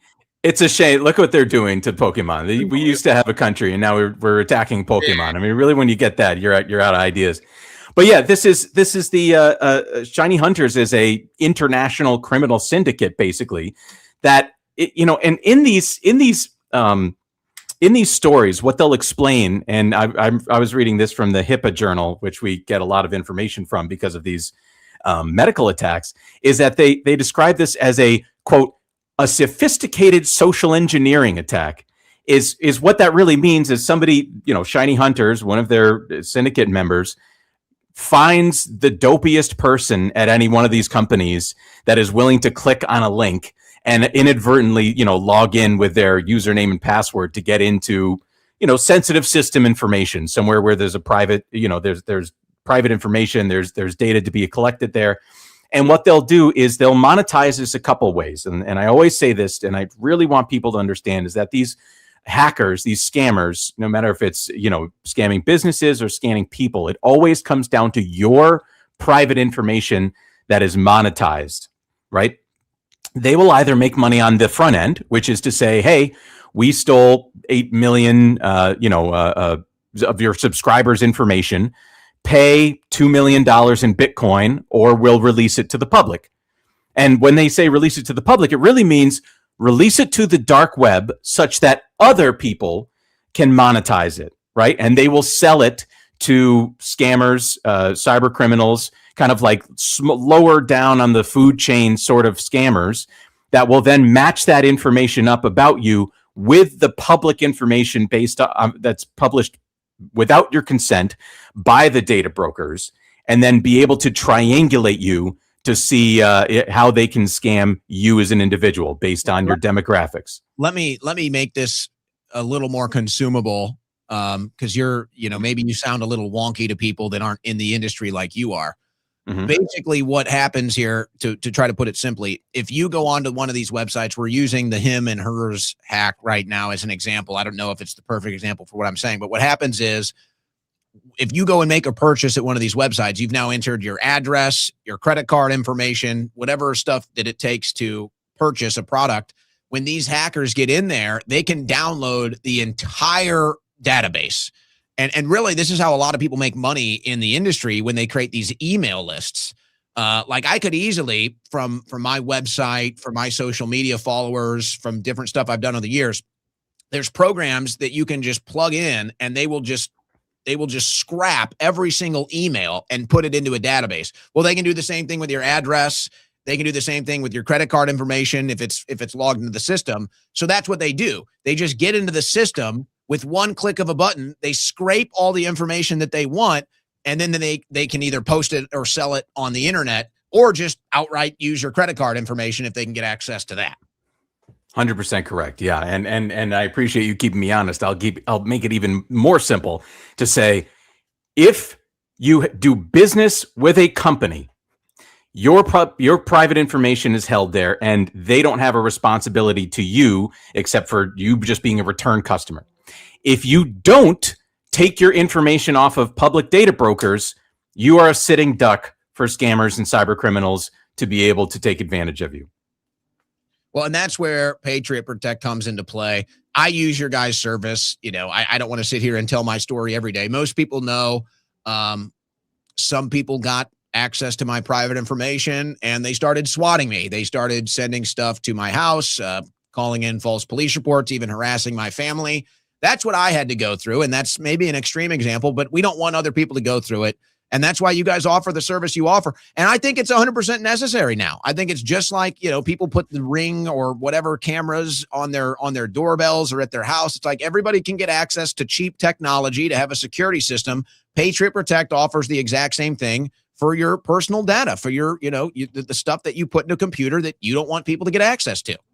Yeah, that's exactly correct. Again, the margin that people have is so slim that getting hacked is just sets you back so far.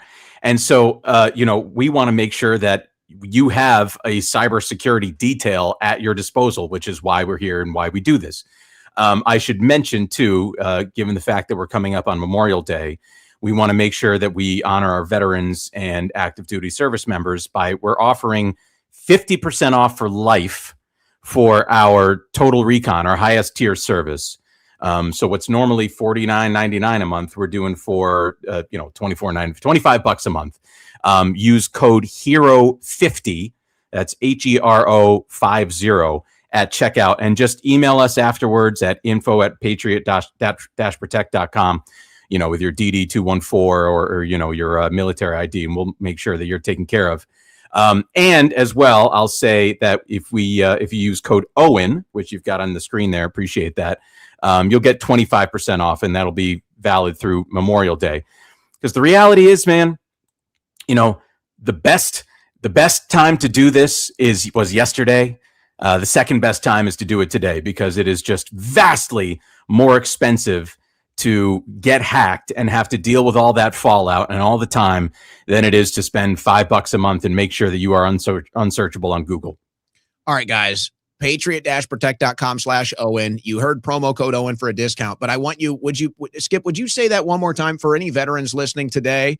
If they're looking for this type of cybersecurity to protect their private information, if they're going to be going to patriot-protect.com/Owen today. Can you one more time talk about the Memorial Day sale, just so people can hear it again for veterans listening? Appreciate that. Absolutely. If you get our Total Recon, our highest tier service, it is 50% off with code HERO50.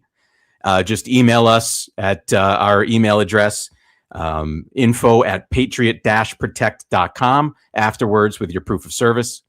And everybody else, use code Owen. You'll get 25% off, and that's valid through Memorial Day. And ever since I've had the service of patriot-protect.com/Owen, ever since I got your guys' service, nobody's showing up at my house. Nobody's mailing me any threats. So, and my family's not getting harassed anymore either. So, oh boy, let me tell you how comforting that is, brother. Listen, that's what we're here for, buddy. Anytime. Yeah. All right, Skip from patriot-protect.com/Owen. Great sponsor of the show too, guys. So if you like the show, please support our sponsors like Patriot Protect. And this is a necessary thing. Everybody's going to have this. Get it today before it's too late. Skip, thank you. Have a great week. Always a pleasure. Take care, man. All right, let's get into some of the odds and ends that we have in our news stack today. Some random stuff, some here and there stuff before we go into our super chats. By the way, we apologize. Last night, we got cut off by a crazy storm that just came through the area with some tenacity. And if you were listening last night, I was kind of looking up when it hit. I was like, what the heck? Where did this come from? And then it knocked us off the air before I got to all the super chats. So I apologize. We got to most of them. If we did not get to your super chat last night, I apologize. But before we get to that, let's hit some of these other news stories. Well, what does this represent, do you think? Schlitz beer, famously known Schlitz malt liquor, to be retired after 177 years as Pabst Brewing Company ceases production. So is this because people aren't drinking anymore and that's a good sign? Is this because people can't afford a glass bottle of booze or beer anymore? Or maybe a combo of both? Do you think this is any story at all other than just a traditional thing no longer being on the shelves? You know, I was going to do a segue because I got another story of a traditional like landmark thing that is no longer with us. Let me just ask quickly. I wonder if you guys, do you guys like when I do the storytelling stuff? I'm just curious. Because I actually have a story about Pabst Blue Ribbon beer. Let me look at the chat. If I get a resounding no, don't do story time, just go with the news, then I won't do it. But if people like the story time, I could do a little story. We could do a little funny story. You might get a kick out of it. Let's see. They're saying a story time with Owen. We got a little extra time. We're going to be fine. All right. So this is I don't know. I thought it was a funny story. I'm trying to remember who it was that actually witnessed this. So this is probably 13 years or so ago. I'm producing the King's Court with Kevin Slayton, and our title sponsor for the show was Pabst Blue Ribbon. And if you want a kind of deeper understanding of this, obviously in St. Louis, Anheuser-Busch, Bud Light, these are the kings as far as beer consumption is concerned. But, our shtick, the King's Court, Kevin Slayton's shtick was, he was always kind of anti-establishment, against the grain, rebelling against the norms. So it kind of fit that we would have a non-St. Louis beer as the sponsor. It was like, that's what it was. So it was Pabst Blue Ribbon. So it's Saturday afternoon in St. Louis, and I was doing something at Busch Stadium during the game. I think I was doing some sound engineering before the away broadcast, before the game. Anyway, when I finished the work, I left. I didn't want to stick around at the stadium, and I was trying to meet somebody. So I went to a bar that was right behind the stadium. And so I'm just sitting at the bar waiting to meet somebody and watching the game. And I'm drinking Pabst Blue Ribbon. Now, you have to understand, this is like, if you're not drinking a St. Louis beer in St. Louis, people look at you funny. People take an issue with you. So a drunk comes up to me, and he starts talking trash about Pabst Blue Ribbon. And I just got off work. I'm just, first drink of the day. And he's giving me a hard time. This guy's definitely been drinking all day. He's giving me a hard time for drinking Pabst. And I say, hey, I get it. This is a sponsor of the show that I work. So, they sponsor the show. They pay my bills. I'm supporting them. I'm drinking their beer, whatever. Well, he just won't give it up. So he keeps, nitpicking at me, blah, blah, blah. I'm just sitting there. Eventually he gets kicked out. Eventually they remove him. Okay. A couple hours later, I'm walking. This is right outside of Busch Stadium. And I'm walking to meet my friend. I wish I could remember who it was. I feel like it's probably only a small handful of people that it could potentially be. But I wish I could remember. So I think I had maybe one tall Pabst Blue Ribbon or two before I left. I'm not, I'm not inebriated. At that point in time, 2 beers is not going to affect me. These days, I don't know. I might not be able to walk after 2 beers, but that's a different story. So I run into this guy. This guy's even more drunk, and now he's got his girlfriend with him, and I happen to see him. So he comes up to me like he wants to fight, and he's way too drunk and way too short and fat to fight me. So I'm kind of laughing. He starts swinging at me. He can't land anything. His girlfriend then runs up and jumps on my back and is like trying to strangle me, and I'm sitting there doing like helicopters, laughing my ass off. And I'm all alone right now. I'm walking to meet somebody. So I'm literally laughing, doing helicopters like Ricky Bobby in Talladega Nights. I got this guy's girlfriend on my neck. I got him swinging like randomly around. So my friend, whoever it was, I bet I could even find, it's got to be a small handful of people. So my friend sees this. So he sees I'm standing outside of Busch Stadium. I got a guy swinging at me. I got a chick swinging from my back, and he sees like, it looks like a struggle. So he comes running up, and he thinks he's going to have to get into a fight. He's like, oh my gosh, what's going on? I got to get in here and save Schroyer. And he gets right up, and he sees I'm laughing, and then he starts laughing. He's like on the ground laughing. And then eventually some cops came over, and they ran off. Anyway, story time with Owen. If you don't, St. Louis people are actually pretty nice.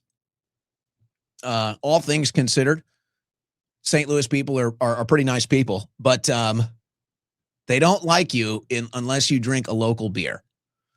So if you're not drinking local beer, then you might end up with a drunkard wildly throwing punches at you on Clark Street while his girlfriend is swinging by your neck. But that was one of the funniest things. I'm getting messages. I wonder, I don't know. I don't think it was Alex McCarthy. We used to go to ball games all the time, but it was probably either Alex, maybe it was Nate or Brad. These are the guys I would go to ball games with. I bet I could find out. But it was one of the funniest things because I'm sitting there. I'm like, I mean, you can't even imagine. I'm like, I'm in the twilight zone here. I got some short, fat chud trying to fight me. And he can't even hit. Like, he literally can't even land a punch. And then now his girlfriend is swinging on my back. I'm doing Ricky Bobby helicopters. And then my friend comes sprinting up like, oh my God. Like, and then sees me laughing. Is like, oh my gosh. And then the cops came over and they ended up having a laugh too. All because I was drinking a Pabst Blue Ribbon. And now Pabst is no longer making Schlitz malt liquor. So there you go. See, that's how you segue from a news story into story time with Owen. Keeping it loose. I want to find out who that was. Yeah. If we do the homecoming show, I do want to do the homecoming show. I'm not so sure about having the summer party. I don't know. That might be a little too much to do the summer party. I do think the homecoming show in St. Louis, though, I do think that is something we should do. I'd like to, I can probably get in touch with Andy Frisella's people. I don't know. I think he might be on a break right now, Andy. But if I could do that at First Form, and if I could do that at Andy's studio, I think it would be great. I think that would be a lot of fun to do a St. Louis homecoming show and just sit in that studio for a couple hours as just old friends, family, whoever from St. Louis comes in and out and just has fun, just tells some funny stories. Believe it or not, I got some funny stories. I've had some fun in my days, and there's a lot of stories that come along with that. So I do think we want to do that. Here's the other thing. This is really tragic, especially in Japan. 1,200-year-old temple on Miyajima reduced to ashes. Flames broke out on this morning on Miyajima Island in Hiroshima Prefecture, home to one of Japan's World Heritage Sites, one of the most oldest heritage sites, a 1,200-year-old temple destroyed. That would be Rakita Hall. Rakita Hall near the summit of Mount Maisen has been destroyed. Folks, this thing survived multiple wars. It survived the atom bombs. It's been around for 1,200 years and now was totally engulfed in flames and burned to the ground this morning in Japan.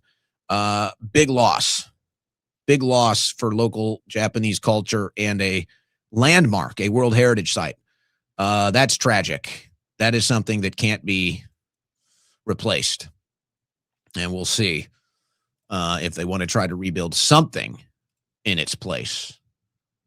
But we lose a World Heritage Site, a 1,200-year-old World Heritage Site in Japan.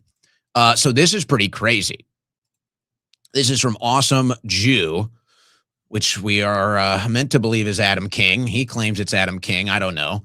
But he goes by Awesome Jew on X. So we'll say Awesome Jew. He says this is a Jonathan Pollard interview. Now Jonathan Pollard is the Israeli spy that got caught, and then the Adelsons flew him back to Israel. That all happened. But he's on some podcast here. I don't want to play the clip, but this is what Awesome Jew is reporting. Jonathan Pollard says he was brutally beaten and sexually abused by 11 American naval intelligence officers after refusing to identify other Jews allegedly connected to the Israeli spy operation, which is what he got caught up in and eventually arrested for. And then they let him out, and the Adelsons flew him back to Israel. Then he says that those same officers, the same officers that he claimed sexually abused him, all died on 9/11. He says they all died on the section of the Pentagon that was hit. Hit by what, by the way? It wasn't a plane. Oh, do we want to go there? Look, if you think that a plane hit the Pentagon, I don't mean this to be rude. I'm coming from a place of love here. But if you think a plane hit the Pentagon, I'm sorry to tell you, but you live in a world that doesn't exist. And again, I'm not trying to be rude or insulting, but if you think a plane hit the Pentagon, you got a whole world that you need to start to look into, because that's absurd. So, first of all, how does Pollard even know that? Is this a coincidence? This is crazy. And I guess you can give Pollard credit because he didn't want to turn in all the other Israeli spies that were in the United States. So Pollard was part of an entire spy network. Pollard was part of an entire Israeli spy network, which, by the way, just like Robert Maxwell, is how Israel has been able to get their hands on so much U.S. technology, including nuclear weapons technology. It's from all these Israeli spies. So here's Pollard admitting there was an entire network and he didn't sell them out. So for the Israeli perspective, that's an Israeli patriot. But for the American perspective, that's traitorous. That's about as large of a crime as you can commit against the country as possible. And we let him go. And the Adelsons flew him to Israel. And that's who now owns your Congress. The same people that got an Israeli spy out of jail then flew him on their private plane to Israel. That same group of people owns your Congress. Might be concerning. So to me, I see this Pollard story, and I'd say it's beyond concerning, and it would be very indicative that it proves there is an Israeli spy network in the United States committing crimes against our country. That's how I read that. I don't know how you could read it any other way. You may follow Jake G TV. Well, we got some censorship. Not allowed to do that. My YouTube channel, Jake G TV, was permanently removed overnight for hate speech. And I genuinely believe this is a massive misunderstanding. So he shares this hate speech policy. Basically, he makes videos that make fun of Israel. I mean, let's just call it what it is. He makes videos that make fun of Israel and Israeli influence in the United States. And he's been banned on YouTube. So we'll see. We'll see if they let him back on. But this is clearly an attack on humor and satire. That's what he does, is humorous, satirical videos, and now they're calling it hate speech. So, again, seems to be one group of people that gets more influence as far as censorship, big tech, and politics is concerned. But don't say that. Don't you dare say that. And I guess I'll address this right now, too. I was going to shoot a separate video. And post it on X. But I guess I might as well just say this. So I've had a situation on Facebook where it's like, I how do I even want to say this without maybe hurting my own interests? I just say the whole truth. I've been banned from Facebook since 2018. And recently, I guess since I went independent, a Facebook account has been created that basically is pretending to be me. So, and it's monetized, by the way. And so this account pretends to be me, uploads all of my content as if it's me, and is monetized. Now, I've got my social media girl. I've got producer DMT. They're kind of monitoring this stuff. And they quite frankly, they want me to do more. And I'm saying, hey, let's just try to get the account. Like, this person, I'm guessing, is a fan. The person is probably watching this right now. They have to be a fan. They're sharing all my content and monetizing it. So, I'm not so mad at that, honestly. I'm not too mad at that. My stuff is essentially free to air. I mean, we do have sponsors and, we got to pay bills. But I don't sit here and, I'm not gatekeeping anybody from sharing my content, editing my content, whatever. And I've been saying, hey, look, just reach out. Let's see if we can just take the channel. Let's just see if the person will give us the channel. We don't have to make a big fuss of it. I don't want to make a big fuss of it. So let's just reach out to the person and see if we can just take the channel over. And if they're, they're good, honest people and they like me, and, then that should be no problem. Well, now what we've had is every time we attempt to reach out and address this with whatever individual is running this Facebook account, they just block us now. So we now have no means of communication to even get in touch with the individual running this fake account and asking them to either give it to us or stop pretending to be me on Facebook, because they want to create a Facebook account. Hey, thanks to my small team here, they're trying to expand the show. So they want to make a Facebook account, but they can't because of this fake account. So I guess here's what I'm saying today. And I don't want to get my lawyers involved, but we have had to do this before and they're 100% successful. So it's not like my legal team can't get this done immediately. My legal team is 100% successful when it comes to accounts impersonating me and monetizing my content. My lawyers are 100% successful in shutting you down. 100%. So it would be no problem for me to call my lawyers from the 1776 Law Center and say, hey, this account is impersonating me. We need to shut it down. They've already done it. 100% success rate. We could have the whole thing shut down tomorrow. I would rather not do that. So I have two options right now. And the person that pretends to be me on Facebook, I'm offering you an olive branch. I'm a nice person. We just want it. Either give us the account or shut it down. I'd rather just take the account from you and not make a big fuss of it. Congratulations, you made some money with my content. Good for you. I don't want to make a legal issue of this. Certainly could probably claw back every dollar you've made. I don't want to do that. So this is my attempt as a good American, as a cordial American, to do things without getting courts involved and lawyers involved. I think everybody should do this way. So this is me asking you to please either turn that channel over to my social media team or shut it down. Now, this is the last time. This is the last time I'm going to try to be friendly about this. And now that my audience knows about it, they might start going on and reporting you. So that could become an issue for you. I'd rather not do that because I don't want it to ding me that I can't ever create a channel. So here's the deal. If this issue has not been settled by the end of the week, we will be suing you. And once I go that route, I'm not in control anymore. My lawyers are in control. So this is me in control, trying to be a good American and just say, hey, you're pretending to be me on Facebook. You're monetizing my content. Good for you. You did it. It's time to stop. This is my cease and desist.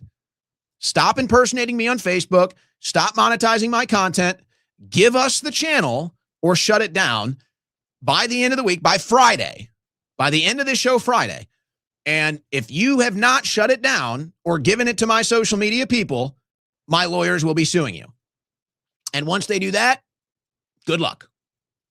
My lawyers might not be as nice as I am. And once they do this, 100% success rate, by the way, they have other options as far as legal consequences might be concerned, including but not limited to potentially clawing back all of that money. So please don't make me do this. I don't want to do this. All right, just give us the channel. That's all I ask. I don't want to make a hard time for you. Just give us the channel. It's been too long now. You keep avoiding us. Now you're blocking my people that are trying to get in touch with you, and they're starting to get pissed off because they're trying to do a job here and expand the show on social media, and you're not allowing them to do this on Facebook. So you have till I'm being super nice. I'm giving you an extra 2 days.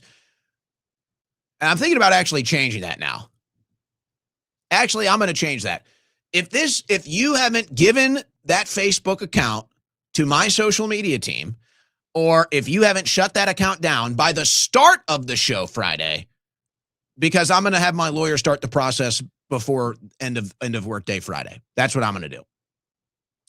So realistically, if it's like 1 or 2 o'clock Central on Friday and that Facebook channel impersonating me has not been turned over to my team or has not been shut down, I'm going to have my lawyer start the process. So I'm not trying to make a hard time of it for you. I'm not trying to make some legal fight for you. I'm trying to be a good guy. I wish every American would do this. This is part of practice what you preach. So just shut it down or give it to my social media team, or I'm going to give it to my lawyers. And what they want to do with it after that is going to be probably a lot worse than me. So there you go. There's a nice, polite, formal request. Cease and desist or turn it over. And if not, my lawyers will probably get to work on that Friday. All right? So there you go. All right, what do you think about this? I'm seeing this commentary a lot. This isn't the first time I've seen it. This is from Scott Greer. America has the World Cup and its 250th birthday this summer, but the public doesn't seem to really care about either event. It's a bit weird. You know, there's definitely truth to that. And we just had an example last weekend with the rededication ceremony of America's 250th. That was a total flatliner. They had a big event in D.C., rededicate 250, and it was a total nothing, a total flatliner. So that's kind of a sign of the whole just not much energy or excitement about 250. But, you know, the World Cup, I think it's fair to also say that about the World Cup. The difference is soccer is still not as popular as other sports in America. So, yeah, people are still more excited to watch an NBA playoff or their favorite hockey team, even baseball. So I think that's more of the country isn't that excited about soccer in general. World Cup tickets, I think, are like a record high price. Now, we'll see where they end up. So that could be indicating that there's still interest in the actual events. There's just not this excitement as far as American culture and commentary is concerned. But what do you think is causing that? Is it combining it with 250? You could even maybe combine it with the Olympics. You know, not much buzz about the Olympics. You know, I think it's because people are so disenfranchised by the political process. People look at America's government and politics as so corrupt that it's hard to get excited about anything like this. It's hard to get excited about anything, specifically if it's attached to the administration. It's hard to get excited about anything like that because the whole political process is so corrupted that it's like anything connected to it is it already comes with like two black eyes and a bloody nose, and it's just gross. I don't know. What do you guys think? Do you think there's something there? Do you think there's a there? Because I keep seeing it, people mentioning that, but I don't know. Hey, how about this if you're in Chicago? Some good news for you. Or maybe you don't care. The Field Museum, by the way, the Field Museum, one of the great museums in America. If you've never been there in Chicago, the Field Museum is awesome. They are adding a new exhibit to the Field Museum, a Pokemon fossil museum. It's going to be on the main floor. I'm guessing right when you walk in, they usually have kind of the traveling exhibits right there to the left after you walk in. A Pokemon fossil museum. So Pokemon fans, this thing is going to be huge. They're going to be going crazy. Is it as real as dinosaurs? Oh, don't do that. Don't do that. Come on. Here's a little sneak peek for you.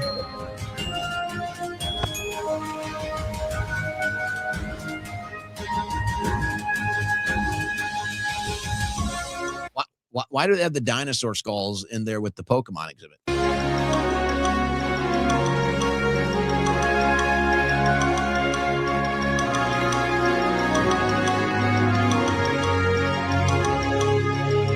So there you go, Chicago. Pokemon fans all over the world are going to be racing to the Field Museum. Which, whether you think that's stupid or not, the Field Museum is awesome.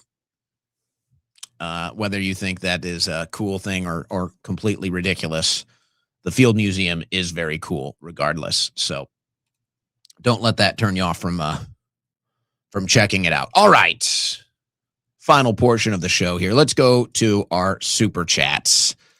before we sign off. Wifey leading us off. Justice for last night's unread super chats. I don't know. I don't know what I can do. You're right. You're right. I don't know what I can do. I don't. I can't recover them. There's nothing I can do to recover them at this point. So I don't know. I agree. Justice for last night's unread super chats. Storm came through, knocked us off the air, and we didn't read them. So I apologize. That's all I can do. It's not justice, but it's the best I can do. Marson. Everyone who voted Massie yesterday should go out and vote Melissa Strange in November, a Democrat who runs against Galrain, just to show a middle finger to AIPAC and the GOP. Well, I certainly understand that sentiment. I'm not even going to weigh in as far as what I think people should do. Whatever they want to do in Kentucky, they can do it. As far as those voters are concerned, I don't really think that Strange has a chance. I mean, essentially, you would probably have to get 90% of Massie voters to vote for Strange. And I don't know if that is going to happen. I don't think that's really possible. So, and I don't know if that's the best strategy either, by the way. I certainly get the sentiment of giving a middle finger to the GOP. I certainly understand the sentiment of giving the middle finger to the foreign lobbyists and the traitors that allow them to own our government. I certainly understand that. I certainly understand where people are coming from, that they're making that decision politically. But I wouldn't bet on that. I don't think you're going to get 90% of Massie voters to show up and vote Democrat. I'd say Galrain is going to get in. Now, it would be funny if that happened. It would be hilarious if the Democrat ended up winning in the general. That would actually be hilarious. But I don't really think that's a realistic possibility. But that'll be one to watch. Dust Vault, political creeps, and we televise freaks. You like that? I wrote those lyrics. CS Huntington Beach. Jonathan, the tortoise, 194 years old. Estimated hatch year 1832. Oldest known living land animal, St. Helena, remote South Atlantic island. Very cute, big smile. I thought Jonathan was older than that. There were rumors. A couple weeks ago, there were rumors that Jonathan had passed.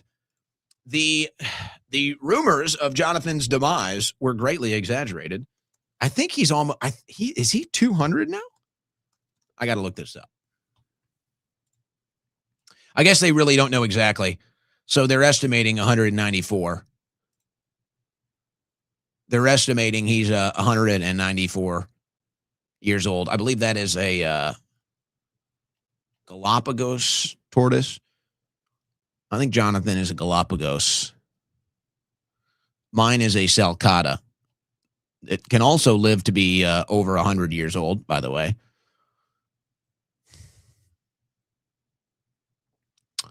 So, yeah, the rumors of Jonathan's demise were greatly exaggerated. Still with us, estimated to be 194 years old. Amazing. Little tortoise content today. Can't complain about that. Owen Jones Schroyer, nursing home ballot harvesting. I don't think it was that desperate, but it was definitely an age gap.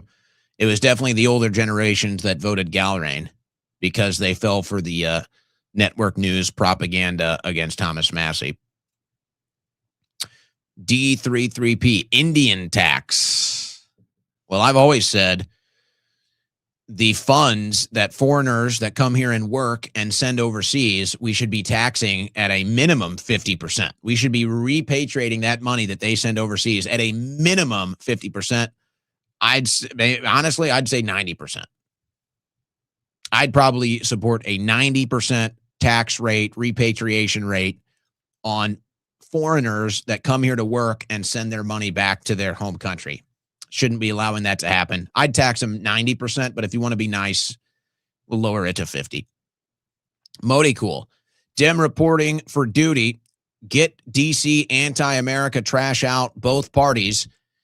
I'll coalition and vote with anyone that stops this foreign control across parties. Well, that's the conclusion a lot of people are reaching on the left and the right. There's no denying it. I'm not sure where it goes from here, but that is happening. And I don't want to get back into this too much today. We said it last night. There's a reason why I warned my audience to brace themselves for the Gallagher win. There's a reason.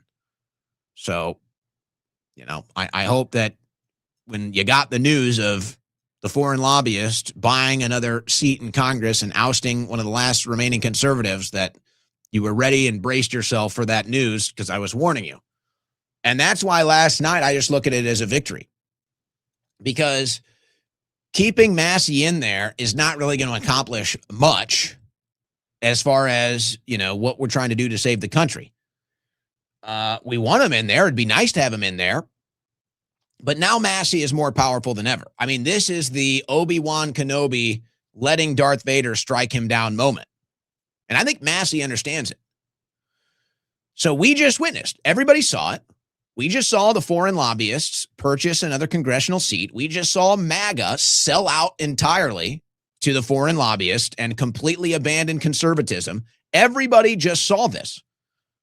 So this is the moment. Why did Obi-Wan Kenobi let Darth Vader strike him down?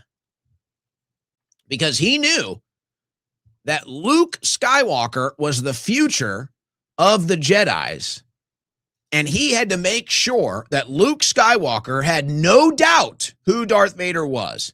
He had to make sure that Luke Skywalker would see Darth Vader strike Obi-Wan Kenobi down, and he would know who and what Darth Vader is and what he represents, so that he could not have a clouded vision in the future, and he could not be deceived by Darth Vader in the future, like he tried to do in episode 5. So now Massie just let the Israeli lobby strike him down. Just let the MAGA conservatives expose themselves, and now we all see it. We all just watched the Israeli lobby buy a congressional seat, and we all just watched MAGA support the ousting of the most conservative member of Congress. Now everybody has seen that, and so now we know what the Israeli lobby is. We know what MAGA is, and now we know those are the bad guys. So they can't take that one back. And now everybody's seen it. All Rearwa, whatever this name is. There will not be another election. Let's call it what it is, a selection. Well, that's fair analysis. I thought you meant Trump is going to cancel the midterms or cancel 2028, which I don't think that's too far-fetched either. Honestly, I think it's a pretty high likelihood. I'd say it's about a 60% likelihood that we will have COVID lockdowns 2.0 under Trump. And why wouldn't we? Trump 2.0 is much bigger, a much bigger sellout and a much bigger globalist than Trump 1.0 was. And look what we got to conclude Trump 1.0, a stolen election and lockdowns and Operation Warp Speed and printing more money than any other president in U.S. history, which caused massive inflation and permanent economic damage. Trump did that. Trump did that. Not Biden, Trump. Now, Biden continued it and made it worse, but Trump did that. Trump started that process. Trump let them lock us down. Trump let them do the masks and the vaccines and the 6 foot of social distancing and printing all the money and everything else. Trump did that. So why wouldn't he do it again? He's worse now. So I'd say it's about a 60% likelihood we will see some sort of event. I don't know if they'll do a virus again. Energy crisis, economic collapse, war, false flag, AI, aliens, who knows? I'd say it's about a 60% chance that before Trump leaves office, or if, and I don't think it'll go that far, but at this point, you got to consider it. You got to consider everything. The whole thing is so sold out now. The whole thing is so corrupt now. You got to consider everything. I'd say it's about a 60% chance we have another COVID lifestyle scenario in the Trump administration. I'd say that's a definitely over 50% chance. Like this stream to show Owen some love. Billy Cardano. Thank you, Billy. Yeah, guys, give us a like, give us a share, follow us on YouTube, on Rumble, on X. Really does help get the show out. So appreciate that. What can we do from JM Dog Patriot? What can we do? It feels like we're on a hamster wheel. Huh. How do we take back our country?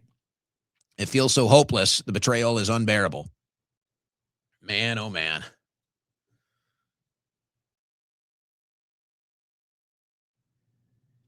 So last night and this morning, and since my power was out, I was like on the phone for like 2 hours last night with some people I hadn't talked to in a while. And my phone is blowing up last night. Pretty much similar concerns here, similar feelings here as the super chat, that they feel totally hopeless. They feel like last night's results in Kentucky show that there is no hope. The Republican Party is totally compromised by foreign interests. There's no real movement. There's no real direction. The country is totally screwed and corrupt, and it's a very, very desolate, hopeless feeling from last night's election. And that's why I was warning people to avoid that. And that's why I was trying to be positive and say, hey, there's another side of this coin here that's been clipped. There's another side of this clipped coin here. Hee ha ha. But no, I took a lot of these calls last night from friends, a lot of messages. I mean, I was blowing up. It was like when Biden won in 2020. That was the level of depression that a lot of people were expressing to me last night. And then again at the gym today. And it's funny too, because I actually want to try to find this on X because it's a perfect example.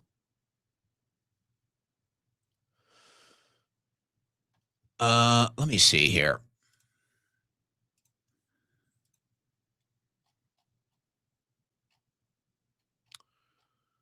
Where is it?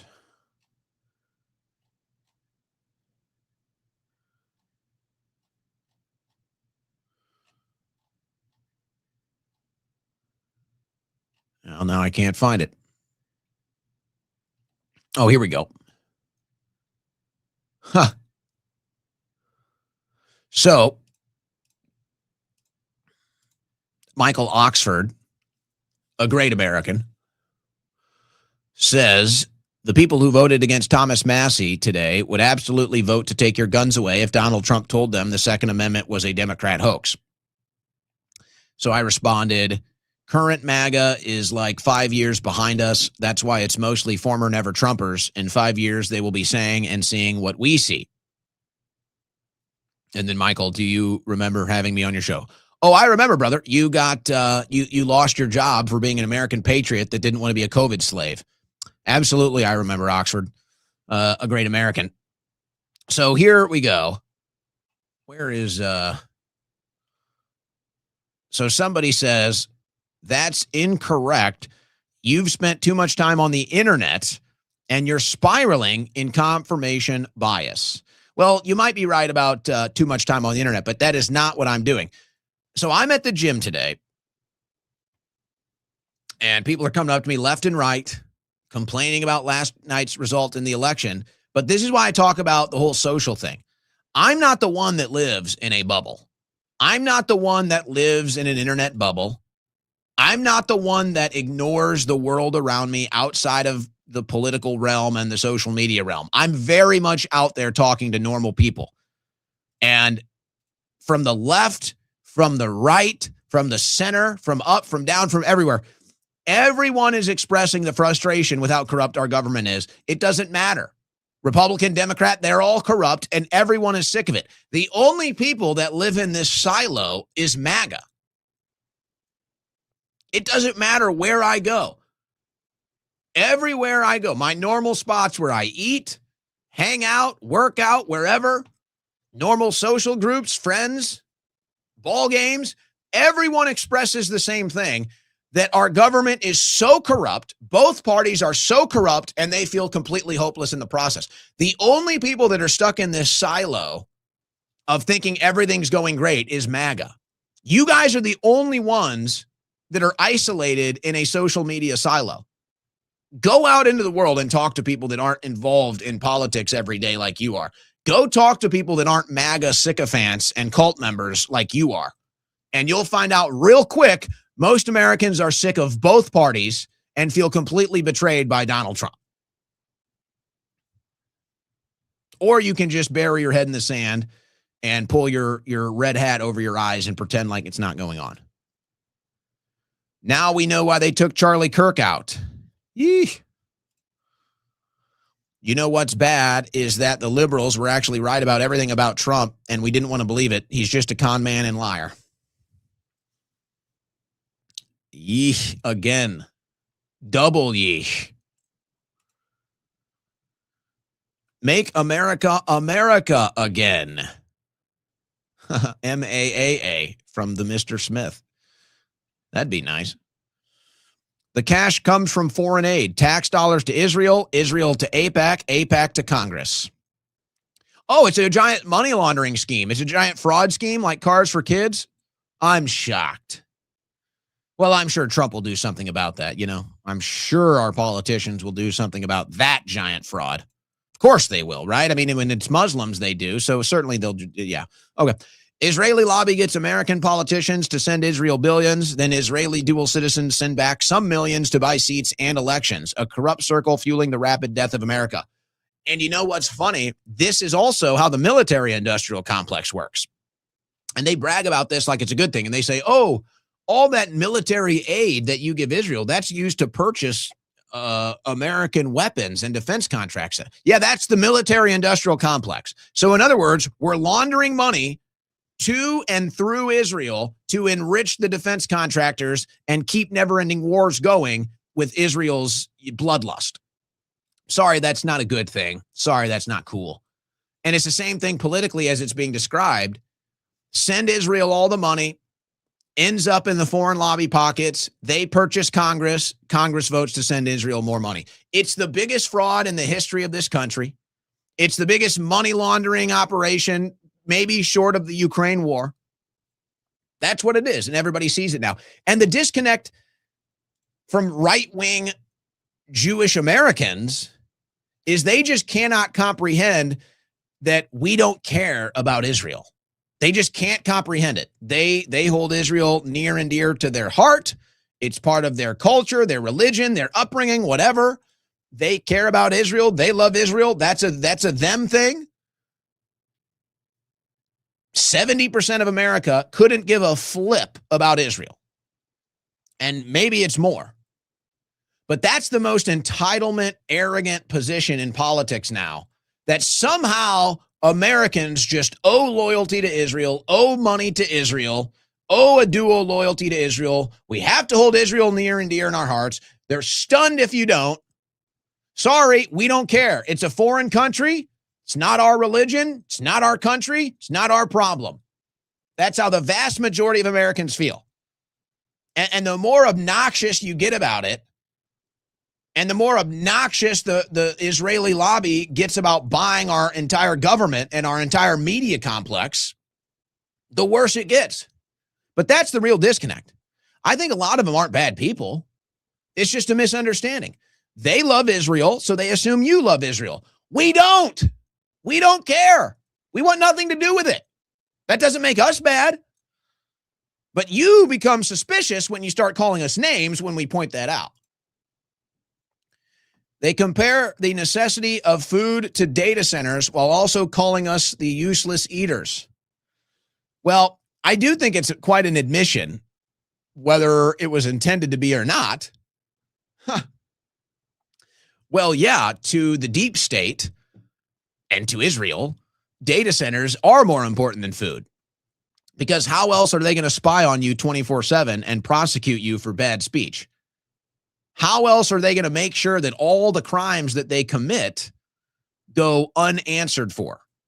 They're going to spy on us all. They need the AI data centers to do that. So yeah, if you're part of the deep state, if you're part of the foreign lobby, if you're a traitor to America, then data centers are more important than the food supply, because that's your sustenance in the continuation of controlling and corrupting our government. Let them eat matzah. Blake Neff. Kevin O'Leary has never woken up at midnight to clear the concrete out of his nose so he can get back to bed for 2 more hours. Don't lecture me, bitch. Okay. I think we understand where you're coming from. And I think I am expressing, unlike anybody else in the media, quite frankly, where you and many others, if not the majority of Americans like you, are coming from. Employee strong for life. After data centers, after digital ID, do not accept the embedded chip. If you follow Christ, there is no pain we or our children will fear greater than our souls being condemned. Keep and have faith. And to go back to that, folks, every time you have these college commencement speeches happening, every time politicians, tech people, whatever, every time they bring up data centers, every time they bring up AI, they all get booed every time. And shout out to Breaking Points actually today. I think it was today's show with Ingenti and Ball. They played the compilation of all the different commencement speeches where every time they bring up AI, they get booed. So that is happening. Prepare with Owen. I can generate electricity with my car. Okay. I have seen cars that apparently charge their own battery with the wheel rotation. It's like, why don't we do that? Co-create with me. Owen, we can connect the college loans with YREFE Corp, sponsor of the Kirk College campus tours and money, the usury tours. Pray X. Tom Alexandrovich, government cybersecurity for Israel. His trial was rescheduled to May 18th, 2026 in Kern County. What's up? Why no news, Owen? Well, he's gone. Didn't he escape the country? I mean, that was an Israeli cybersecurity chief that got caught in a sting operation involving minors. And then he fled to Israel, and he's not coming back for court. He's not coming back. Are you kidding me? This is from the Jerusalem Post. Israeli official accused of Nevada sex crime ordered to appear in court via Zoom. Tom Alexandrovich, a senior cybersecurity official with the Israeli government, was arrested earlier in August for soliciting sex from a minor. He skipped the court date, which is actually odd that they changed the headline. This is the original headline. Israeli official skips court appearance in sex crime case. That's the original headline.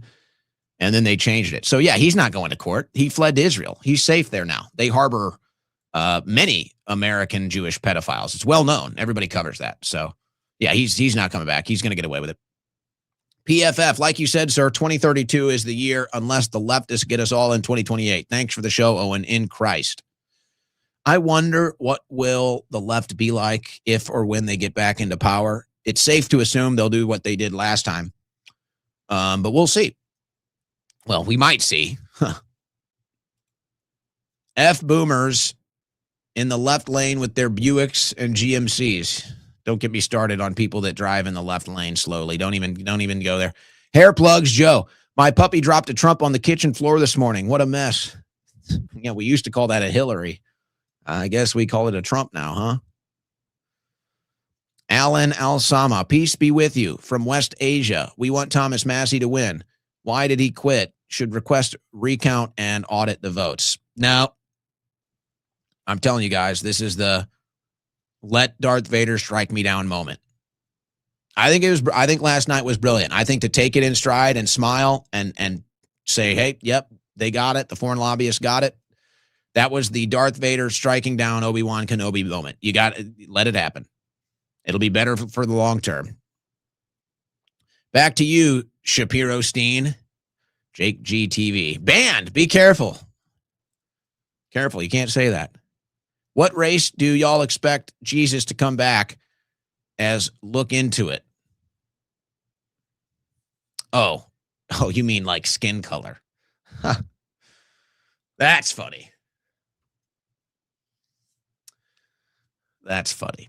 Well, I guess it depends. Maybe there'll be multiple Jesuses. Maybe he'll be an alien.